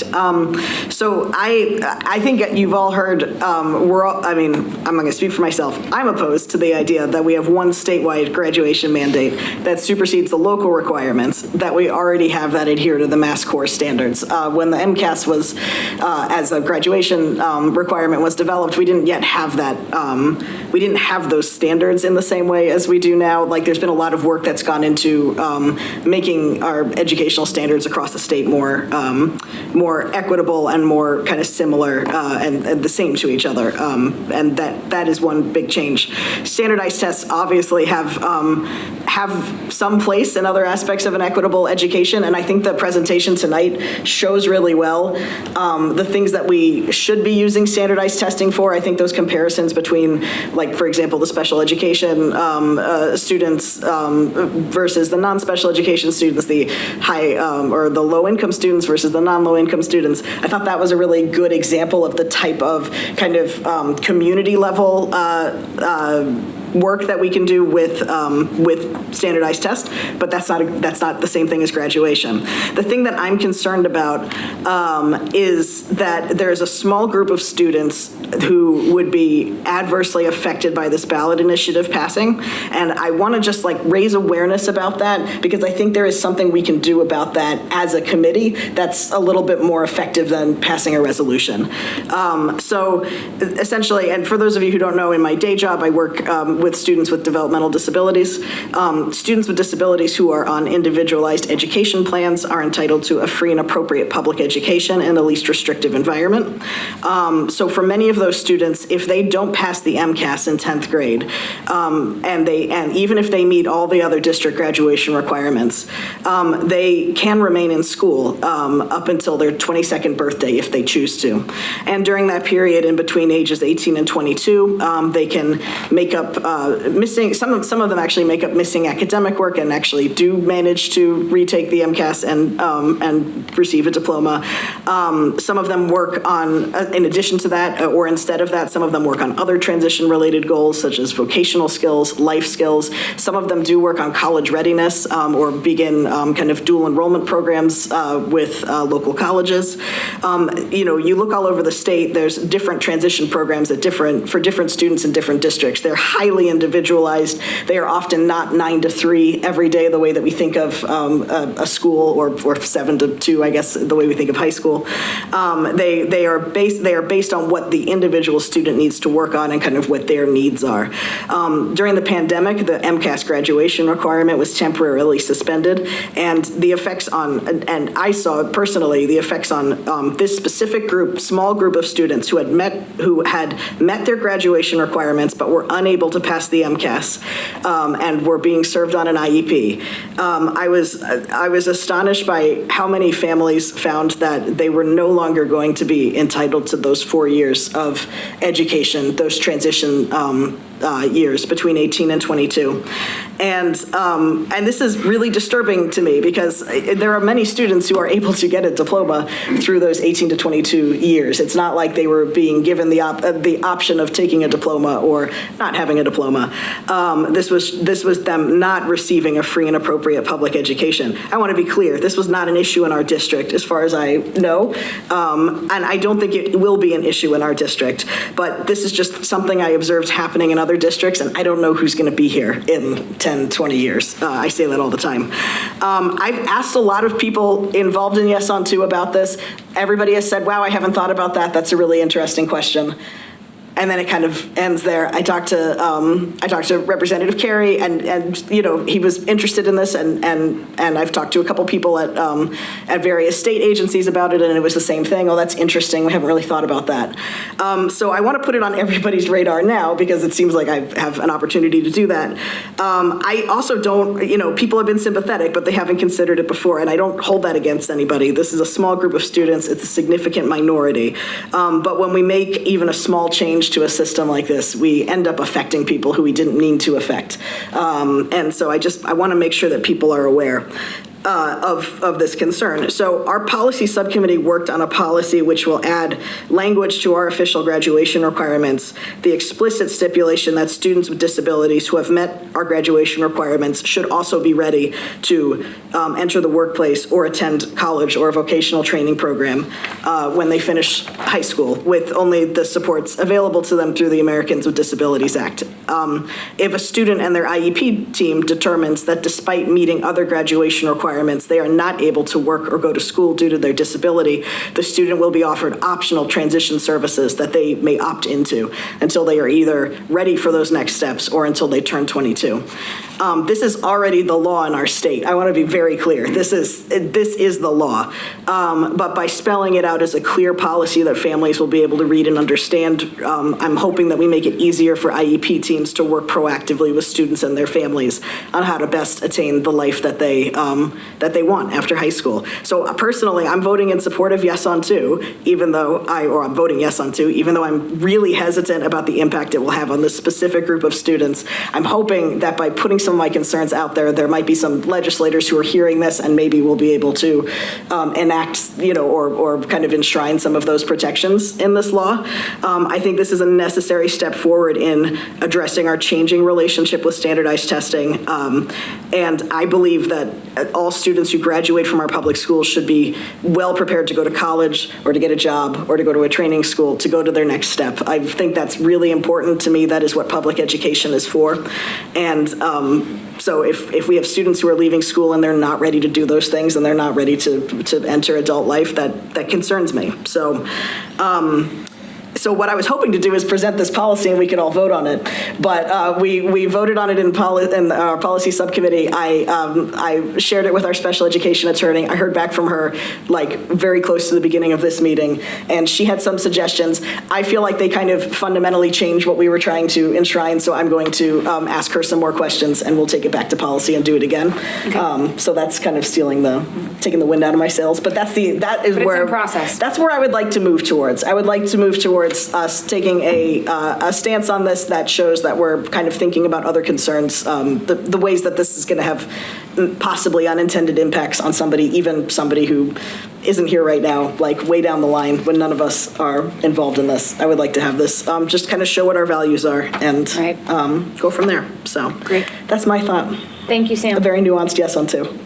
Eric, do you want to share your thoughts? Yeah, I'm a new member to the subcommittee that Sam is the chair of, and this came off as very interesting as I understand that it's the law that we have to provide services for students on IEPs until they're 22, but I also understand meeting numerous families with children on IEPs that the transition after graduation can be intense, it can be chaotic, and I can see people losing sight of the understanding that we will still service your child for the next 4 years. If they haven't accessed a free and appropriate public education. Correct. If they qualify. But I could just see families saying, because of this change to the MCAS requirements, my kid actually graduated, so now we're moving forward on our own.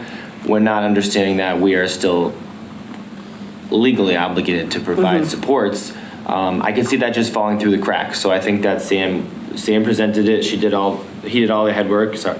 It's all good. And it's just a really well-written statement that, again, we could all go look up what the laws are and it'd take us forever to find out, but this is very clear-cut and it's very on the nose of what we're trying to show families, which is if this changes, it's still going to allow us to provide services for students who need them. Yeah. Okay.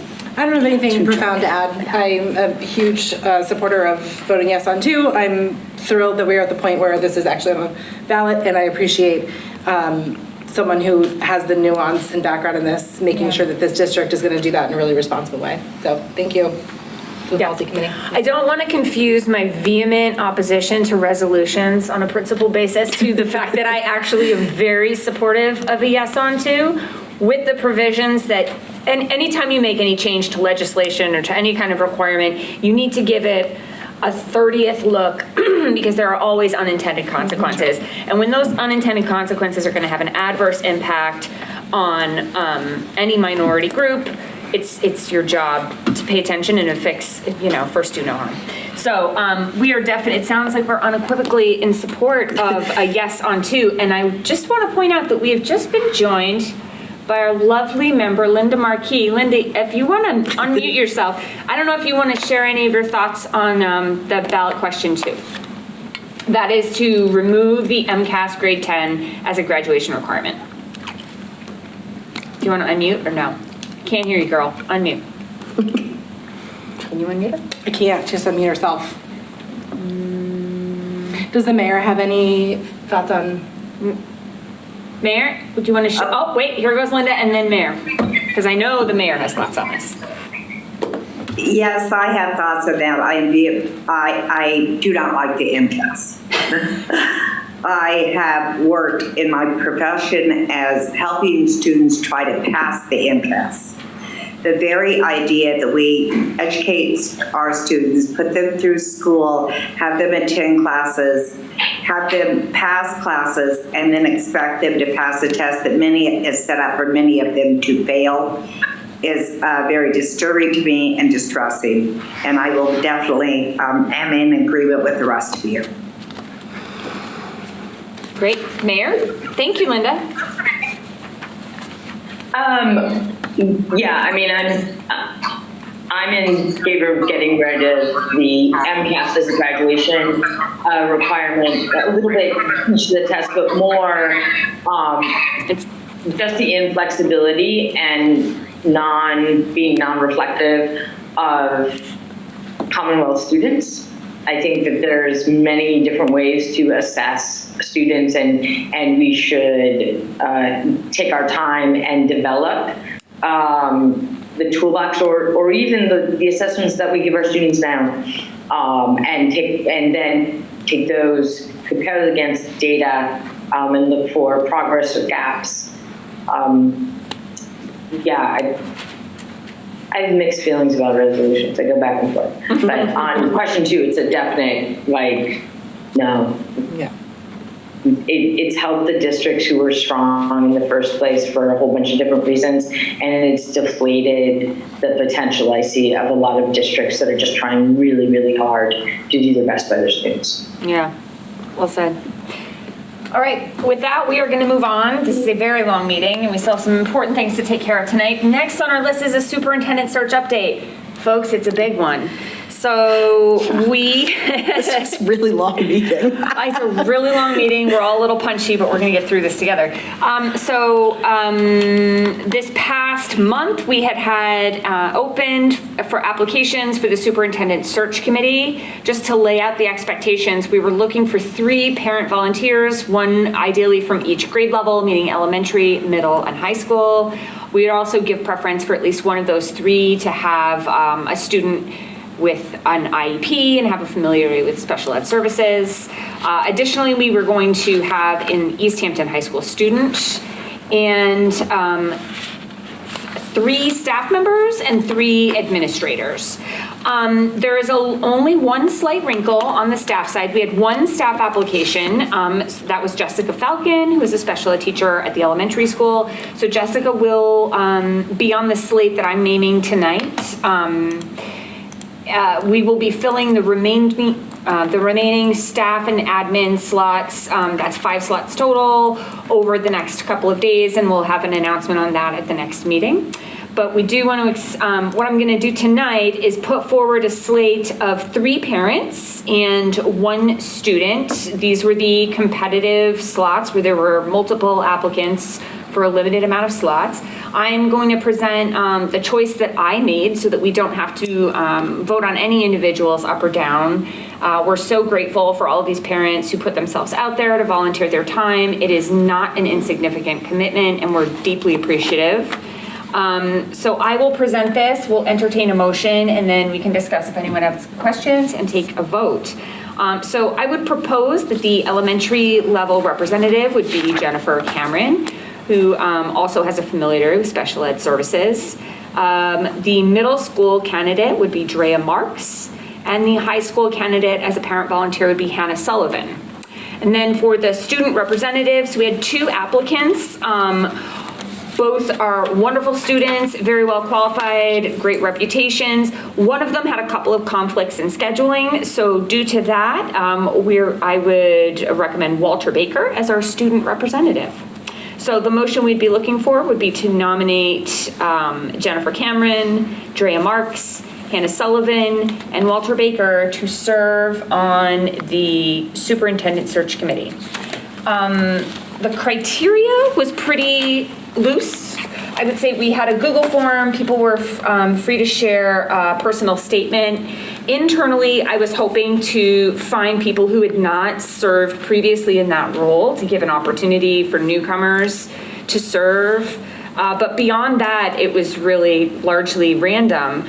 And I was kind of happy to look back and see this list of 4 and see a really diverse body of thought and experience and different professions. I think, I'm really pleased.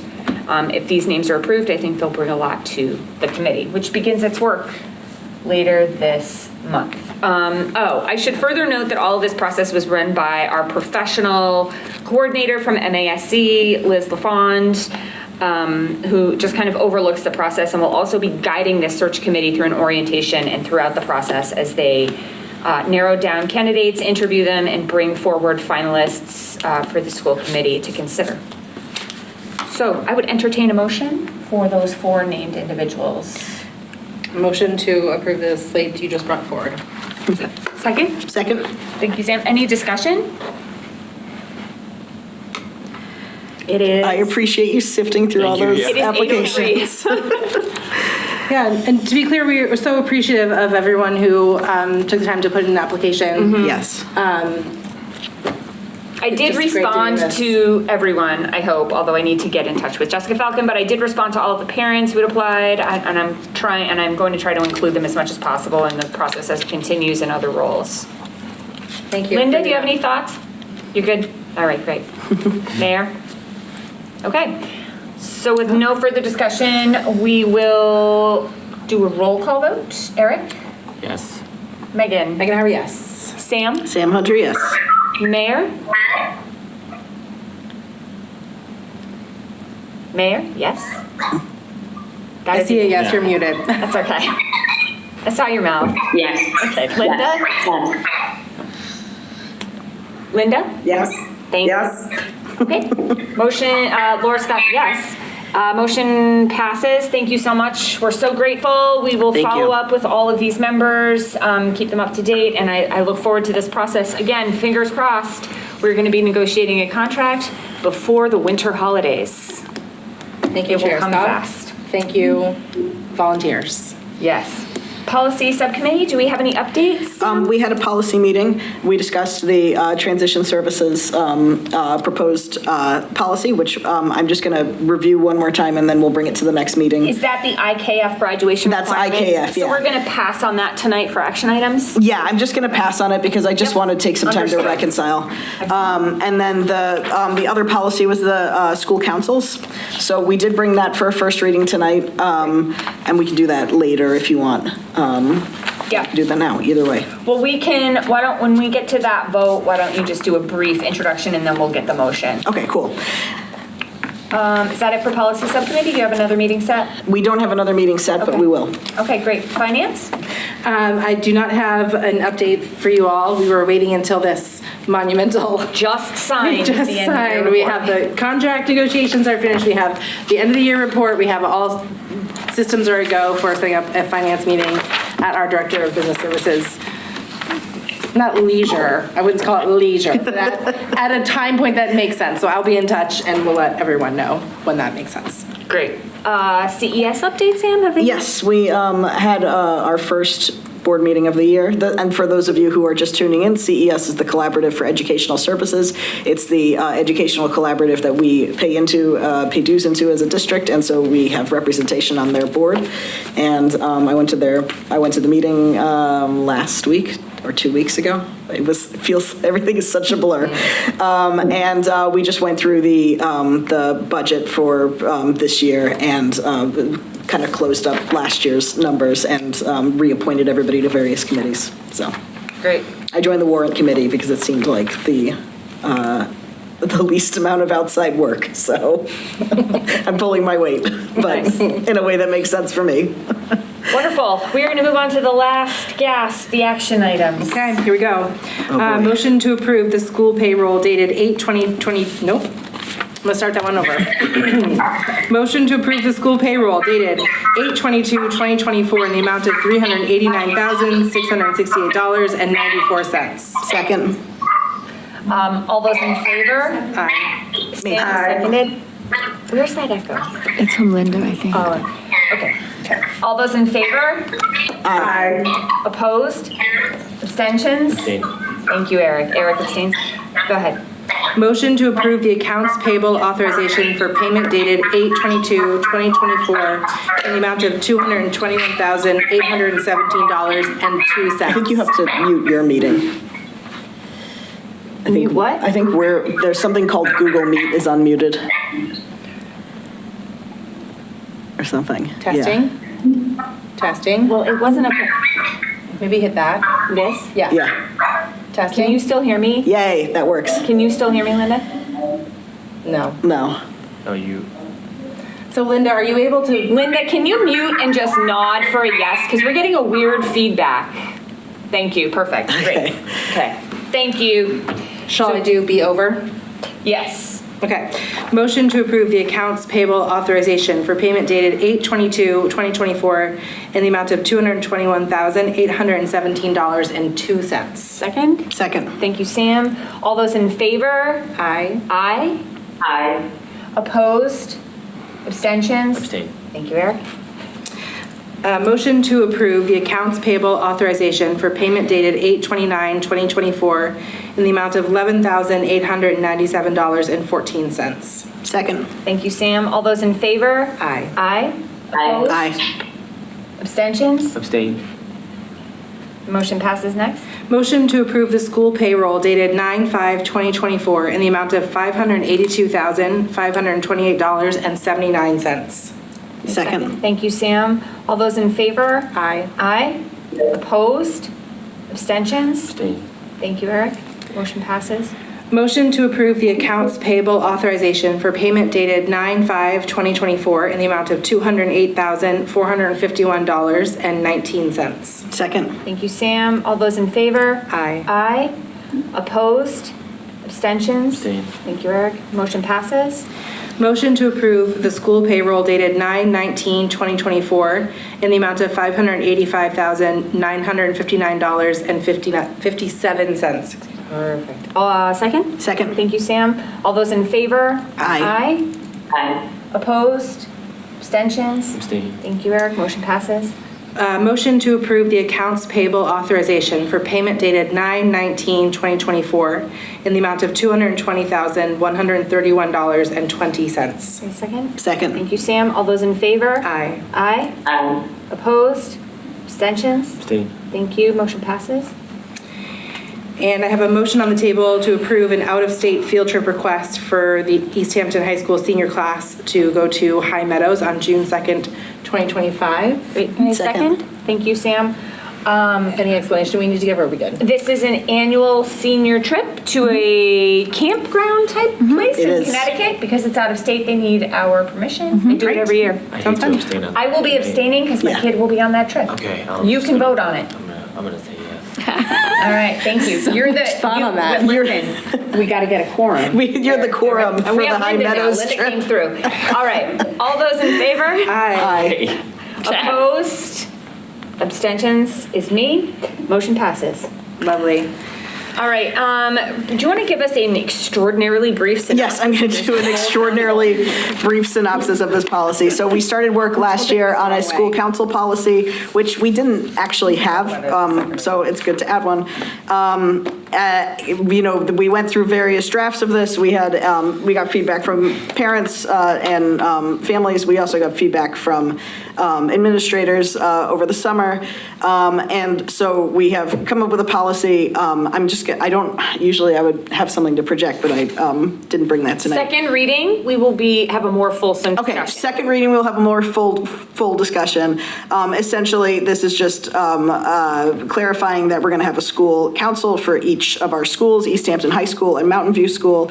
The principal will have the primary responsibility for the management of the school, and that the school council will meet regularly with the principal 5 to 7 times per year, and will assist in offering feedback on educational goals, needs of students attending the school and of their families, the school building budget, and the school improvement plan. And so this is just the school council policy. We also have another one that's specific to the, we have another one that's specific to the school improvement plan, but we just haven't finished that one up yet. Yes. So we want to explain to the public, it is we are almost at 3 hours for this meeting, so, right? We're coming up on 3 hours. So we're going to put a motion on the table for this first reading, and we will dig into this in further depth when it comes up for the second reading. Yeah. It cannot be adopted into our policies until then. So if it feels a little brief tonight, it's because nobody is doing their best thinking. I just wanted to get it on, I just wanted to get through the first reading so we could get through the second reading. Exactly right. Thank you at so some much, point before the policy end of committee. this school year, so. Perfect. All right. Motion? I'll entertain a motion to approve the BDFA School Council first reading. See what I mean? So we're going to adjourn this. Sam, do you want to do it or shall I? So moved. So moved. Seconded. Thank you, Megan. See how we alternate? All those in, we don't have to roll this, right? All those in favor? Aye. Aye. Opposed? None. Abstentions? None. First reading passes. You might see on. Do we have to vote to table? We don't have to vote to table. We can skip just it, table correct, it. Sue? Yeah. Yes. Yeah. Yeah. So somebody, if you're looking online and you see our agenda, there is another policy here. This is what Sam had alluded to earlier in our discussions regarding the ballot question 2. That is going back to the table for some further revisions, but we expect to see it at a later date, likely later in October or November. Speaking of which, our next meeting dates, October 22nd, November 12th, and December 10th. At our next meeting on October 22nd, I will lay out very clearly for everyone the rest of our master schedule for our superintendent search, which will be kicking off in earnest later this month, beginning on October 23rd, when the superintendent search committee will begin their orientation. Entertain a motion to adjourn. Motion to adjourn. Seconded. All those in favor?